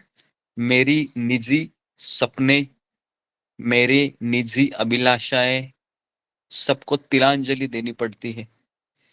इसके लिए लोग भक्ति में नहीं आते हैं, क्योंकि लोगों को पता है अरे इस्कॉन में जाएंगे तो क्या होगा, क्या जाएगा, इस्कॉन में जाएंगे तो सबसे पहला अटैक होगा कि मेरे खाने के ऊपर अटैक होगा, मेरा खान पीन चेंज हो जाएगा। दूसरा अटैक किसके ऊपर होगा? मेरा जो मोहल्ले के जो लोग हैं मुझे अजीब तरीके से देखेंगे, तो वहां पर फिर कट हो जाएगा। तीसरा इस्कॉन में आएगा तो शायद, है ना, मेरे विचार, मेरी जिंदगी, मेरा रहन सहन सब मुझे बदलने के लिए ये कहेंगे। फिर मेरे हाथ में माला झोली पकड़ाएंगे, और फिर मैं एक ऐसा व्यक्ति बन जाऊंगा जो वृंदावन में रहने लायक हो। और ये सब मैं चाहता हूँ क्या? मैं ये सब नहीं चाहता हूँ, क्योंकि मुझे बहुत मजा करना है जिंदगी में, मेरे बहुत बड़े बड़े सपने हैं, बराबर है। तो इसलिए व्यक्ति भक्ति में नहीं आता है। जी, तो बलि करनी होती है, सर्वस्व की बलि। तो एक व्यक्ति कह रहा था कि देखो भाई, जैसे मैं यहाँ पर अभी ना बिहार में हूँ, तो यहाँ पर कल हमने प्रवचन दिए थे, तो एक व्यक्ति कहा कि अरे आप लोग जब भक्ति कर रहे हैं, लेकिन आप भी मरेंगे, और अभक्त लोग हैं वो भी मरेंगे, दोनों को मरना है। तो हम तो मजा मस्ती करके मरेंगे, दारू पियेंगे, नशा करेंगे, जुआ खेलेंगे, अय्याशी करेंगे, और आप लोग क्या करेंगे? आप लोग घास फूस खाएंगे, है ना। लोग बोलते घास फूस खा रहे हैं, कैसे खा रहे, कैसे जिंदा रह रहे, भगवान जाने, है ना। लोग भक्तों को ऐसे देखते हैं, है ना, उनको वो लोग ऐसे देखते हैं, कैसे लोग हैं, दया आ रही है। ऐसे अभक्त लोग देखते हैं उनको कि बेचारे बेचारे मांस मछली नहीं खा रहे हैं, नॉनवेज नहीं खा रहे हैं, देखो बेचारे प्याज लहसुन भी तक क्यों छोड़ दिया, अरे रे रे रे रे रे रे, किसने इसका ब्रेन वॉश किया, ऐसे लोग देखते है ना। बराबर है। आपके रिश्तेदार ही ऐसे सोचते होंगे, पता नहीं इसको कौन गुरु मिल गया, है ना, पूरा उसमें ही लग गए ये, है कि नहीं। कौन है वो गुरु, पता करो इसको, चुपके से क्या करती है ये, तो फिर पीछे लग जाते जी। तो इस तरीके से ये सोचते हैं ना। तो इसका उत्तर क्या है कि भक्त भी मरता है, अभक्त भी मरेगा, लेकिन भक्त मरेगा तो कहाँ जाएगा? भगवत धाम जाएगा, और अभक्त मरेगा तो यमलोक जाएगा। ठीक है, आई बात समझ में। तो इसके लिए आप ऐसा मत सोचो, है ना, जब आप जाओगे ना आपके परिवार के साथ बीच पे घूमने के लिए, तो बीच पे घूमने के लिए जाते हो ना काफी लोग, या कोई किंडरगार्टन में जाते हो, है ना, या शॉपिंग करने जाते हो, तो आपको लगता है कि दुनिया के लोग कितने खुशी है, देखो कितना मजा मस्ती कर रहे हैं, और आप अपने आप को देखोगे, अरे मेरे हाथ में तो माला है, हरे कृष्ण कृष्ण कृष्ण हरे हरे, हरे राम राम राम हरे हरे। और हम अपने आप को ये सोचते होंगे, मैं क्यों भक्ति में आया, ये लोग कितना मजा कर रहे हैं। तो क्या हमें ऐसा सोचना चाहिए? हमें ऐसा सोचना नहीं चाहिए। क्योंकि उनकी जो अय्याशी, उनका मजा मस्ती है, उसका परिणाम क्या होने वाला है? उसका परिणाम गंतव्य बहुत खतरनाक है ना, बराबर है। तो कभी कभी जो कम श्रद्धा वाला व्यक्ति होता है ना, भक्त, वो तुरंत चला जाता है भक्ति को छोड़कर। जब वो देखता है कि मेरे मित्र है ना, देखो कितना पिक्चर देखने जाते हैं, होटल में जाते हैं, और मैं यहाँ पर इस्कॉन में आने के कारण सब लोग मुझे गाली ही दे रहे हैं। तो इसलिए हमें भक्तों के संगति में रहना चाहिए। ठीक है, तो परमेश्वर समस्त आत्माओं के आत्मा है। निराशी का अर्थ है स्वामी के आदेश के अनुसार कार्य करना, किंतु फल की आशा न करना। ठीक है, तो हम मंदिर में जाते हैं तो फल की आशा से जाते हैं, बराबर है। जैसे अभी कई यहाँ पर मान लो 70-80 लोग आते हैं, 80 में से मेरा दावे के साथ मैं कहता हूँ 30-40-50 भक्त तो ऐसे रहेंगे, वो इसलिए भी आते हैं सत्संग में कि कृष्ण आप मेरी इच्छा हमेशा पूर्ण करते रहे, है ना, इसलिए भी फल की इच्छा से आते हैं। तो कृष्ण शुरुआत में आपकी इच्छा पूर्ण भी करेंगे, लेकिन वो जब ये सोचेंगे कि अभी बस हो गया, अभी इसको मैं दुख देना शुरू करता हूँ, क्योंकि इसने इतने सारे प्रवचन सुन लिए, फिर कृष्ण धीरे धीरे दुख देने लगते हैं। और सबसे ज्यादा दुख हमको किससे मिलते हैं संसार में? सबसे ज्यादा दुख हमें संसार में अपनों से ही मिलते हैं, है ना? क्यों अपनों से मिलते हैं? क्योंकि हमारे आसक्ति कहाँ होती है? अपनों में होती है ना। तो दुख वही से मिलेंगे। क्या पड़ोसी बोलेगा आपको? पड़ोसी ने गाली दिया तो बोलेगा ठीक है भाई बोलने दो उसको, है ना, कुत्ता भोंकता है भोंकते रहने दो। लेकिन अगर घर वाले भोंकेंगे तो बहुत चुभेगा, चुभेगा ना। हाँ, चुभता है वो। क्यों क्यों चुप रहा है? आसक्ति है बहुत।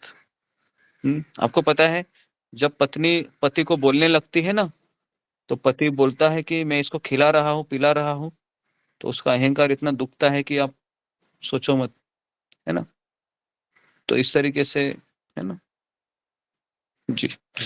तो इसके लिए जब भक्ति में आते हैं ना, तो भगवान है वह धीरे धीरे दुखी करने लगते हैं। लेकिन दुख में जब हम भगवान को याद करते हैं, तो हमारा भगवान के प्रति श्रद्धा और बढ़ता है और बढ़ता है और बढ़ता है। लेकिन काफी लोग इसमें निकल जाते हैं भक्ति मार्ग में से, क्योंकि भक्ति मार्ग में है ना, जब परिवार की ओर से आक्रोश होता है ना, तो हमारे ग्रुप में भी कितने सारे भक्त छोड़ के चले जाते हैं, क्योंकि उनका ऐसा कहना है कि परिवार का सपोर्ट नहीं है, मुझसे भक्ति नहीं होगी। लेकिन आप एक चीज भूल रहे हैं कि आपका असली परिवार गोलोक धाम में आपकी राह देख रहा है। ये परिवार तो आपका कुछ समय के लिए है, कहीं ना कहीं रास्ता निकाल कर आप माला करते रहिए। और मेरा ऐसा अनुभव है कि कोई भी व्यक्ति है ना, किसके साथ 24 घंटा रहता है क्या वॉच करने के लिए क्या कर रहा है? कोई नहीं रहता है। तो आपके पास समय आपको मिलेगा ही मिलेगा। उस समय आप अपनी साधना कीजिए, मोबाइल हाथ में मत लीजिए। हमारा प्रॉब्लम क्या होता है, जैसे समय मिलता है तो मोबाइल हाथ में लेते हैं, इससे हमारा टाइम चला जाता है। ठीक है, यहाँ पर किसी का कुछ सवाल है, कुछ पूछना है अभी तक? जी ठीक है, सवाल नहीं है तो हम आगे बढ़ते हैं। ठीक है जी। तो मई अर्थात मुझमें का वास्तविक तात्पर्य यही है। इसी प्रकार मनुष्य को समझना चाहिए कि इस संसार में किसी व्यक्ति का कुछ भी नहीं है, सारी वस्तुएं भगवान की है। बराबर है? इस संसार में किसी व्यक्ति का कुछ भी नहीं है। क्यों कुछ भी नहीं है? क्योंकि जब व्यक्ति माँ के गर्भ से आता है तो सोने का चम्मच लेके आता है क्या? ऐसे, है ना, माँ ये देखो सोने का चम्मच देखो। पिछले जन्म में मैं जब मरा था ना, तो ये सोने का चम्मच ही मैंने उठाया था। अभी आपके पेट से आ रही हूँ या आ रहा हूँ, ये देखो सोने का चम्मच, है ना। ऐसा होता है क्या? ऐसा नहीं होता है ना। सोने का चम्मच लेके आता है नहीं आता है ना। माँ के पेट से, पता है ना, माँ की सारी गंदगी उसको लगी रहती है, पता है ना। डॉक्टर फिर वो टॉवेल से उसको पोंछता है ना, और नहीं बोलता है तो उसको पिछवाड़े मार देता है जो 2-4, ताकि साउंड आने लगता है ना। ऐसे होता है कुछ। बराबर है? तो ये हमारी जन्म होता है। और जब मरता है तो आपको पता है ना, कोई उसको पूछता है क्या मरते समय? कोई पूछता नहीं है। डॉक्टर के बिल भी भरते भरते परिवार वाले परेशान होते हैं। और कभी वो परिवार वाले ये सोचते हैं मरेगा तो अच्छा होगा, क्योंकि अभी उसकी उम्र भी हो गई है ना, सुकून से मरेगा। तो ऐसा वो, है ना, पॉजिटिव सोचने लगते हैं उस समय कि मरेगा तो अच्छा होगा, दर्द तो चला जाएगा उसका, कितना बेचारा तड़प रहा है, हे भगवान इसको जल्दी जल्दी बुला लीजिए आपके पास। ऐसा बोलते हैं परिवार वाले ही, सुना है हमने ऐसे। ठीक है, तो देखिए, तो ये हमारी दुर्दशा है। तो उस समय मान लो किसके पास करोड़ों रुपए है, तो क्या ये बोल सकता है कि मैं एक छोटी सी अंगूठी, है ना, हीरो की अंगूठी बना देता हूँ भगवान, मरते समय में जब जलाएंगे ना, और जब अगले समय जब जन्म लूंगा ना, तो यही अंगूठी के साथ मुझे जन्म देना? कैसे हो सकता है? ऐसे भी नहीं हो सकता। तो इसके लिए यहाँ पर लिखा गया है कि कि इस संसार में किसी व्यक्ति का कुछ भी नहीं है ना। कोई बोल सकता है ये बीबी मेरी है, कोई बोल सकता है कि ये पति मेरा है, वो भी नहीं बोल सकता वो, बराबर है, क्योंकि पति मरेगा तो क्या मिलेगा हाथ में बाद में? राख मिलेगी उसकी। क्या राख को रखेगी आप? चलो यही, ये मेरा पति है, पति की राख को या पत्नी की राख को, ये मेरी पत्नी है, प्यारी पत्नी, 40 साल रही, चलो अभी राख तुम आ जाओ, उसके साथ रहोगे? गई, वो भी पत्नी भी गई, पति भी गया, कोई यहाँ पर किसी का है नहीं, फिर भी लोग बोलते हैं ये मेरा है, ये मेरी पत्नी, मेरा बच्चा। ओके, तो यहाँ पर भगवान ये कहना चाह रहे हैं कि सारी वस्तुएं परमेश्वर की है। ठीक है, तो इस तरीके से निर्मम मतलब मेरा कुछ नहीं है। यदि ऐसे कठोर आदेश को जो शारीरिक संबंध में तथाकथित बंधुत्व भावना से रहित है तो पूरा करने में कुछ झिझक हो तो उसे दूर कर देना चाहिए। शारीरिक संबंध में मतलब जैसे मैं बंगाली हूँ, मैं मारवाड़ी हूँ, मैं उड़ीसा वाला हूँ, या फिर मैं मराठी हूँ, ये क्या है? ये शारीरिक संबंध के ही ऊपर है, बराबर है। तो ये होना चाहिए कभी भक्ति में, भक्ति में इसको नहीं होना चाहिए। ठीक है, तो इस तरीके से विगत ज्वर, विगत ज्वर, तो प्रभुपाद एक बार अपने शिष्य को कह रहे थे, अमेरिकन शिष्य को कहा कि अगर तुम चांद पे गया तो पहले क्या देखेगा ऊपर से? तो पता है उसने क्या उत्तर दिया? प्रभुपाद जी मैं पहले मेरी अमेरिका को देखूंगा। तो प्रभुपाद बोले छट, अरे तो चांद पे जाके भी अमेरिका को नहीं भूला, तेरा कुछ नहीं हो सकता है ना। बराबर है। तो इसके लिए हमारा जो बीमारी है ना, खास करके जो हमारे गांव से संबंधित है, सबको अपना गांव प्रिय होता है कि नहीं? होता है ना। क्यों पता है वो गांव आपका क्यों प्रिय है? क्योंकि आप उस गांव में जन्म लिए हैं, इसलिए प्रिय है। बराबर है। कि वो गांव आपको प्रिय है, कि उस गांव पे नाज है आपको, क्योंकि आपने उसमें जन्म लिया है। बराबर है। तो ये क्या हो गया? अहंकारी हुआ ना। क्या हो उसकी, क्या समझ रहे हो? आपका अहंकार होगा ये, मेरे जैसा शुद्ध भक्त इस गांव पे जन्म लिया है ना। कभी कभी आप भक्ति पे आते हैं और अगर गांव जाते हो ना तो देखो एक अंदर से एक ना अहंकार आता है, देखो मैं कितना अच्छा भक्त बन गया, मैं यहाँ पर जन्म लिया था, ये गांव धन्य हो गया, गांव पवित्र हो गया। ऐसी एक फीलिंग आती है। आती है कि नहीं? आती होगी, मुझे पता है ना, वो अहंकार है, वो ऐसा आता है। तो ये सब चीजें है ना, ये सब शारीरिक बीमारी कहते हैं उसको। ठीक है जी। तो इस तरीके से यहाँ पर इस श्लोक को हमने कवर किया। तो भगवान यहाँ पर जी, तो किसने किसने क्या क्या लिखा है जी? किसने सारा चीज लिखने का प्रयास किया? फिंगर को रेज कीजिए।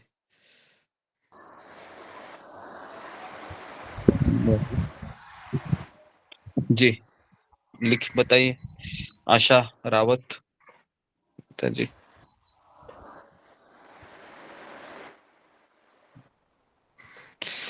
जी नेक्स्ट मीनाक्षी रावत।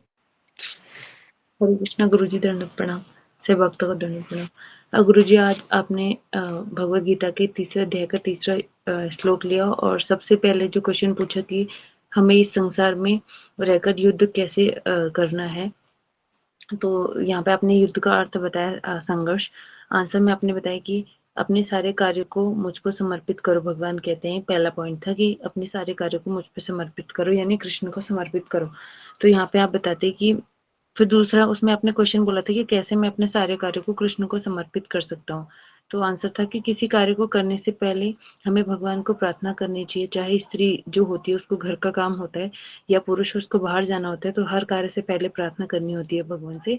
और अंत में अगर उस कार्य का फल मिलता है तो उस फल को हमें नहीं देना है। भगवान कहते हैं उसको तुम्हें नहीं देना है, उसको मुझे अर्पित कर दो। तो यहाँ पे फिर आपने दूसरा पॉइंट बताया कि मेरे पूरे ज्ञान से जो मेरे पूर्ण ज्ञान से युक्त होकर। तो यहाँ पे आपने बताया पूर्ण ज्ञान का अर्थ क्या है। तो पूर्ण ज्ञान का अर्थ है कि मैं कौन हूँ और कृष्ण कौन है यह जानना। क्वेश्चन था कि पूर्ण ज्ञान क्या है, मैं कौन हूँ, प्रकृति क्या है और भगवान कौन है, इसको जानना पूर्ण ज्ञान कहलाता है। तो प्रकृति मैं कौन हूँ, मैं आत्मा हूँ और कृष्ण जो है भगवान है और मैं भगवान का नित्य सेवक हूँ। तो ये पूर्ण ज्ञान होता है। उसके बाद आपने बताया कि जैसे भगवान को कैसे हम हर जगह देख सकते हैं। तो हम पानी पीते हैं तो जो हमारी प्यास बुझती है, तो जो प्यास जल का स्वाद होता है वो भगवान कहते हैं मैं हूँ। और भगवान कहते हैं कि जो सूर्य चंद्र है वो मेरी आंख है। तो इस तरह से हम भगवान को हर एक चीज में देख सकते हैं। तो तीसरा पॉइंट आपने बताया कि लाभ की आकांक्षा, यानी कि आकांक्षा का अर्थ है इच्छा होना कि मेरा कोई इसमें फायदा होगा। तो जब हम मंदिर आते हैं, आपने बोला था कि हमें नहीं सोचना चाहिए, या सत्संग में आते हैं कि मेरा इससे क्या फायदा होगा। तो लाभ, इसमें जो लाभ है उसका अर्थ है भौतिक लाभ की इच्छा नहीं होनी चाहिए। तो यहाँ पे आपने बोला था कि सत्संग में आने से क्या हमें लाभ मिलता है, तो आध्यात्मिक हमारी प्रगति होती है सत्संग में आने से। और चौथा पॉइंट था गुरुजी की स्वामित्व के किसी दावे के बिना, कि मैं स्वामी नहीं हूँ, मैं एंजॉय नहीं हूँ, मैं कंट्रोलर नहीं हूँ, इसके बिना भगवान के पास जाना है। क्वेश्चन 4 था कि स्वामी बनने से हमारे में कौन सी चीज हमारे अंदर लोग बहुत तीव्रता से देखते हैं, तो आंसर था कि मैं और मेरा। आपने कहा था यहाँ पे हम शरीर से रिलेटेड चीजों को देखते हैं, जैसे मेरा बच्चा, मेरा घर, मेरा परिवार, मेरा जॉब, सब कुछ। तो शरीर से संबंधित चीजों को देखना ही स्वामी बनने की इच्छा में कहलाता है, और उस व्यक्ति में अहंकार बहुत ज्यादा होता है।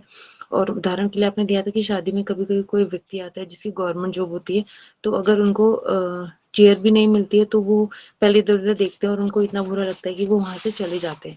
तो यहाँ आपने कहा था कि सम्मान हमें कभी कभी मिलता है, लेकिन हमेशा सदैव सम्मान के लिए लालयित रहना ये अच्छा नहीं है। फिर आपने 5वां पॉइंट बताया था कि आलस्य से रहित होकर, तो यहाँ पे आपने आलस्य का बताया था कि आलस्य जो है वो तमोगुण का प्रतीक है, और इसलिए आलस्य से रहित होकर भगवान कहते हैं। क्वेश्चन 5 था कि क्यों कृष्ण आलस्य से रहित होकर कहते हैं, और कौन से आलस्य की बात करते हैं, तो तमोगुण का प्रतीक है आलस्य, और तमोगुणी व्यक्ति जो है कभी युद्ध नहीं कर सकता। आपने यहाँ पे उदाहरण दिया था कि कोई जो तमोगुणी व्यक्ति होता है वो मंडे टू फ्राइडे त्याग करता है, मंडे टू फ्राइडे त्याग करता है, और सैटरडे को पार्टी करके संडे को आलस्य से सोता है, तो वो व्यक्ति कभी भी युद्ध नहीं कर सकता है। फिर क्वेश्चन 6 था कि स्वधर्म कितने प्रकार के होते हैं, तो यहाँ आपने बताया कि 2 प्रकार के स्वधर्म होते हैं, सांसारिक स्वधर्म और आध्यात्मिक स्वधर्म। सांसारिक जो स्वधर्म होता है वो उसको हमें इतनी प्रायोरिटी नहीं देनी चाहिए, वो शरीर से संबंधित होता है, जो कि हमारे घर परिवार को चलाना, जो भी कर्तव्य हमारे, वो शारीरिक संसारिक स्वधर्म में आते हैं। और आध्यात्मिक स्वधर्म है कि हमने गुरु को अपनाया है और हमने गुरु ग्रहण किया है, तो हमें अपनी माला पूरी करनी है, जो गुरु की आज्ञा उसको पूर्ण करना है, और अगर हम यह नहीं करेंगे तो हम जन्म मृत्यु के चक्कर में पड़े रहेंगे। तो आपने क्वेश्चन किया था कि कैसे हम दोनों धर्मों में बैलेंस कर सकते हैं, तो आंसर था कि संसारिक धर्म जो है वो 6 बजे के बाद स्टार्ट होता है, जो घर के हमारे कर्तव्य होते हैं, तो उससे पहले हमें अपनी माला 16 माला को कंप्लीट कर लेना चाहिए और माला को प्रायोरिटी देनी चाहिए। और अगर संसार की चीज़ों में थोड़ा बहुत कॉम्प्रोमाइज़ होता भी है तो वो चलेगा, लेकिन जो हमारी आध्यात्मिक जो चीज़ें हैं, धर्म है, उसमें हमें कॉम्प्रोमाइज़ नहीं करना चाहिए। और आपने बताया कि इस संसार में अगर हम आए हैं तो जाने अनजाने में ही सही, लेकिन हमसे पाप होगा ही, कोई व्यक्ति ये नहीं कह सकता है कि मैंने पाप नहीं किया है। और फिर आपने ये बताया कि सबको ये लाभ नहीं मिलता है भक्ति का हर जन्म में, तो इसलिए हमें भक्ति को अच्छे से करना चाहिए। फिर क्वेश्चन 8 था जीव की स्वाभाविक स्थिति क्या है, आंसर था कि कृष्ण के ऊपर आश्रित होकर अपने धर्म का पालन करना ही जीव की स्वाभाविक स्थिति है। क्वेश्चन 9 था जीव भगवान के सहयोग के बिना सुखी क्यों नहीं हो सकता, आंसर था क्योंकि जीव की नित्य स्वाभाविक स्थिति ऐसी है कि वह भगवान के अधीन रहने से ही सुखी रह सकता है। उदाहरण के लिए आपने बताया था जब कोई पुत्र अपने पिता को छोड़ करके जाता है तो वो कभी सुखी नहीं रह सकता, और जब अगर वो पुत्र वापस आके पिता को कहता है कि वो उनके अधीन में रहेगा और तो ही वो सुखी रह पाएगा। तो यहाँ आपने बताया था कि पिता के साथ रहने से पुत्र को स्वतः ही रोटी कपड़ा मकान स्वतः ही मिल जाता है, तो उसी प्रकार जब जीव भगवान के साथ रहता है तो उसको भी स्वतः ही सब कुछ मिल जाता है। और जीव भगवान के लिए बिना जब भगवान के बिना जीव रहता है तो वो मछली की तरह तड़पता है। और आपने बताया कि अगर हमारे पास अच्छा घर मकान बच्चे परिवार सब कुछ भी है, लेकिन अगर उसमें भगवान नहीं है तो वो हम कभी सुखी नहीं रह सकते, चाहे ये सारी चीज़ें हमारे पास क्यों अवेलेबल भी ना हो। तो उदाहरण के लिए आपने बताया था कि जैसे क्रिकेटर होते हैं तो उनके पास उनका मतलब नाम भी होता है, उनके पास अच्छा पैसा भी होता है, उनकी पत्नी भी अच्छी होती है, सब कुछ होने के बाद भी वो सुखी नहीं होते हैं क्योंकि उनके जीवन में भगवान नहीं होते। तो ये आपने अपने बताया था कि भगवान की इच्छा के लिए मनुष्य को जो है सर्वस्व की बलि देनी होती है। कुछ लोग इसी डर से भक्ति में नहीं आते। आपने बताया था कि अगर हम इस्कॉन ज्वाइन करेंगे या भक्ति में आएंगे तो हमें अपने पसंद का खाना छोड़ना होगा और पहनावा भी बदलना होगा या इधर उधर घूमना मस्ती नहीं कर सकते, तो इस डर से भी नहीं आते। तो यहाँ पे हमें अपने जो है सर्वस्व की बलि देनी पड़ती है, मतलब भगवान की इच्छा के अनुसार चलना पड़ता है। फिर आपने बताया कि एक भक्त भी मरता है और अभक्त भी मरता है। तो अभक्त सोचते हैं कि जब मरना ही है तो मैं पूरा एंजॉय करके मरता हूँ, तो वो फिर जो भक्त को देखते हैं, जब कोई अभक्त, तो वो उन पे दया करते कि क्या ये जीवन है इनका, ये कोई अच्छे से मज़ा नहीं करते हैं, प्याज लहसुन तक भी नहीं खाते हैं, मांसाहार नहीं करते हैं, तो वो एक दया की नज़र से एक भक्त को देखते हैं। तो यहाँ पे आपने बताया था कि देखने में लग सकता है कि अभक्त मज़ा कर रहा है, लेकिन जो भक्त की गति होती है वो भगवत धाम है, और जो अभक्त की गति होती है वो यहीं रहेगा, नर्क जाएगा और जन्म मृत्यु के चक्कर में ही लगा रहेगा। फिर आपने बताया कि कभी-कभी हम इधर-उधर पार्क में बीच में जाते हैं, तो दूसरे अभक्तों को, मतलब जो अभक्त होते हैं उनको मज़ा करते हुए देखते हैं, और वो उनको देख के लगता है कि वो सुखी हैं, लेकिन हमें कभी ऐसा नहीं सोचना चाहिए कि वो सुखी हैं, क्योंकि वो टेम्परेरी सुखी होते हैं, उनका जो आगे का गति होती है वो सही नहीं होती है। तो यहाँ पे आपने बताया कि अगर हम कहीं जाते भी हैं तो हमें भक्तों के संग में रहना चाहिए, ताकि हमारे मन में ये विचार ना आए कि वो सुखी हैं और हम नहीं सुखी हैं। और आपने बताया कि जो कम श्रद्धा वाले व्यक्ति होते हैं वो ये सब देखकर, जो भक्त होता है कम श्रद्धा वाला नया-नया, तो वो कभी-कभी ये सब देखकर भक्ति से चला भी जाता है। और इसके बाद आपने बताया कि इस संसार में सबसे ज़्यादा दुःख अपनों से ही मिलता है, क्योंकि वहाँ हमारी बहुत ज़्यादा, सबसे ज़्यादा आसक्ति उनसे ही होती है, इसलिए हमें दुःख मिलता है। और इस आपने बताया कि कभी-कभी भगवान, जब हम भक्ति में आते हैं तो भगवान हमें बहुत दुःख देते हैं, और दुखाने से हम भगवान के और भी करीब जाते हैं, लेकिन कभी-कभी हम उसी दुःख से चले भी जाते हैं। तो आपने अपने ग्रुप के काफ़ी लोगों का उदाहरण भी दिया कि जब परिवार से विरोध होता है तो हम भक्ति से चले जाते हैं। तो आपने बताया कि ऐसा तो नहीं है कि 24 घंटे हम पे कोई निगरानी रखते हैं, तो उसके हिसाब से हमें जो हमारा ये आध्यात्मिक धर्म होता है उसमें कभी भी कॉम्प्रोमाइज़ नहीं करना चाहिए इसके लिए। और लास्ट में आपने बताया कि मनुष्य को समझना चाहिए कि हमारा यहाँ कुछ भी नहीं है, सब भगवान का ही है। इतना ही मैंने लिखा है गुरुजी। हरे कृष्ण, दंडवत प्रणाम। बहुत सुंदर माता जी, बहुत सुंदर। ओके जी, ठीक है। तो आज का हम सत्संग, और कुछ प्रश्न है और चर्चा कुछ गुरुजी, कहना? हाँ, अब तो सब काफ़ी अब मेंबर्स हैं इस टाइम, काफ़ी सत्संगी हैं, तो आज सेवा सत्र के बारे में बताना था। पहले बताया था मैंने, पर कम लोग थे, तो आज शाम को 6 बजे सेवा सत्र होगा।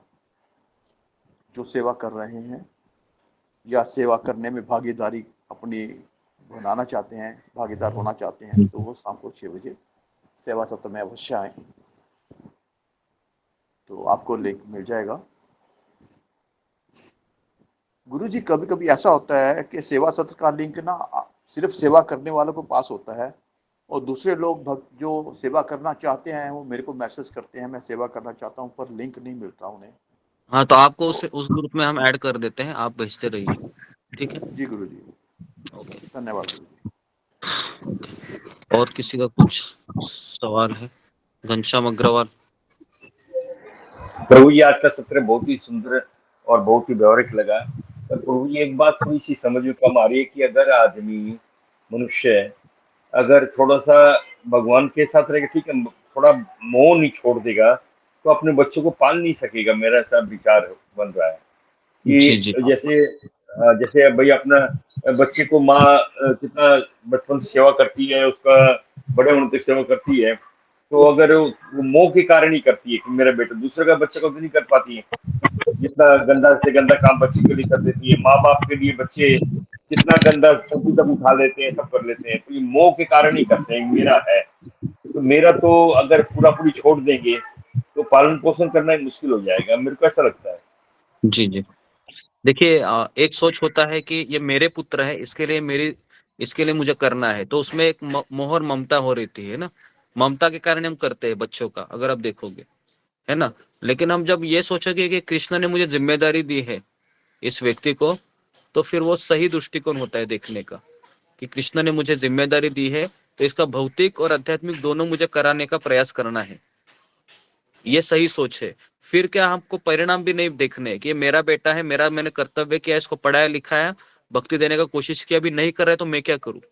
तो फिर वो फल नहीं सोचना चाहिए। हमारा प्रॉब्लम क्या है, हम क्या करते हैं, सब कुछ करने के बाद बोलते हैं, अरे इसको मैंने पढ़ाया लिखा ना, मेरी नहीं सुन रहा है।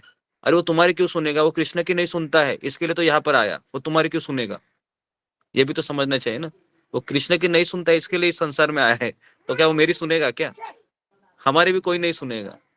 तो ये सही चेतना होनी चाहिए। हमारा प्रॉब्लम क्या होता है कि मेरी पत्नी है, सुननी ही चाहिए। अरे वो कृष्ण की नहीं सुनती है, तुम्हारी क्या सुनेगी? शादी क्या मतलब क्या हो, तुम्हारी सुनेगी क्या? ऐसा नहीं होता है। तो ये अंडरस्टैंडिंग एक प्रॉपर होना चाहिए कि मोह है, ममता है, वो बात सही है, लेकिन मोह ममता के बाद उसके परिणाम भी क्या होते हैं, इसके ऊपर भी हमारा चिंतन होना चाहिए। तो ये सही फिर चेतना, फिर सही डायरेक्शन फिर मिल जाता है। ओके जी, ओके। अंजलि सिंह। दंडवत प्रणाम गुरु जी।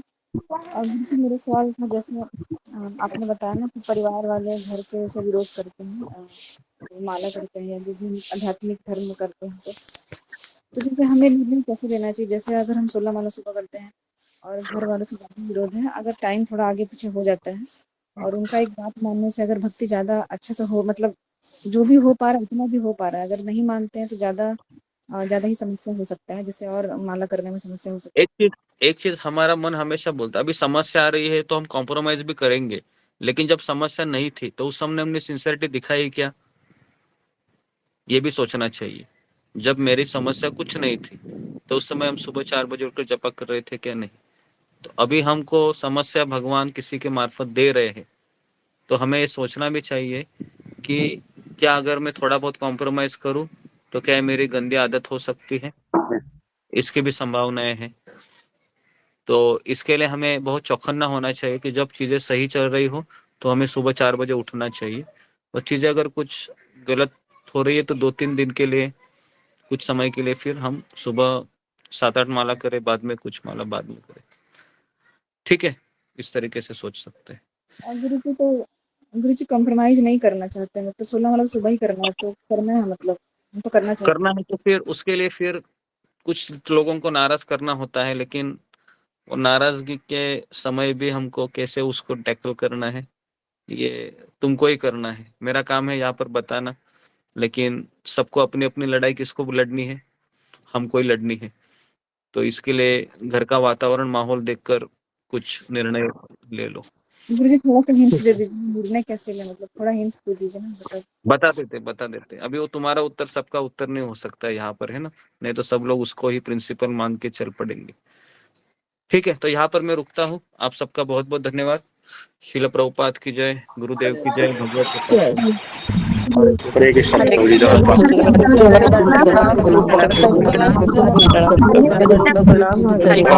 प्रभु जी, माता जी को धन्यवाद।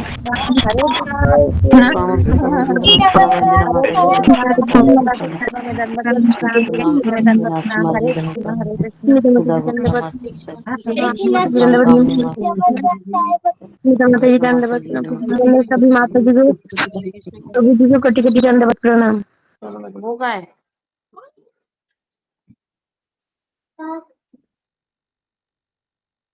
हरे कृष्णा गुरु, प्रणाम। सब भक्तों के चरणों में दंडवत प्रणाम।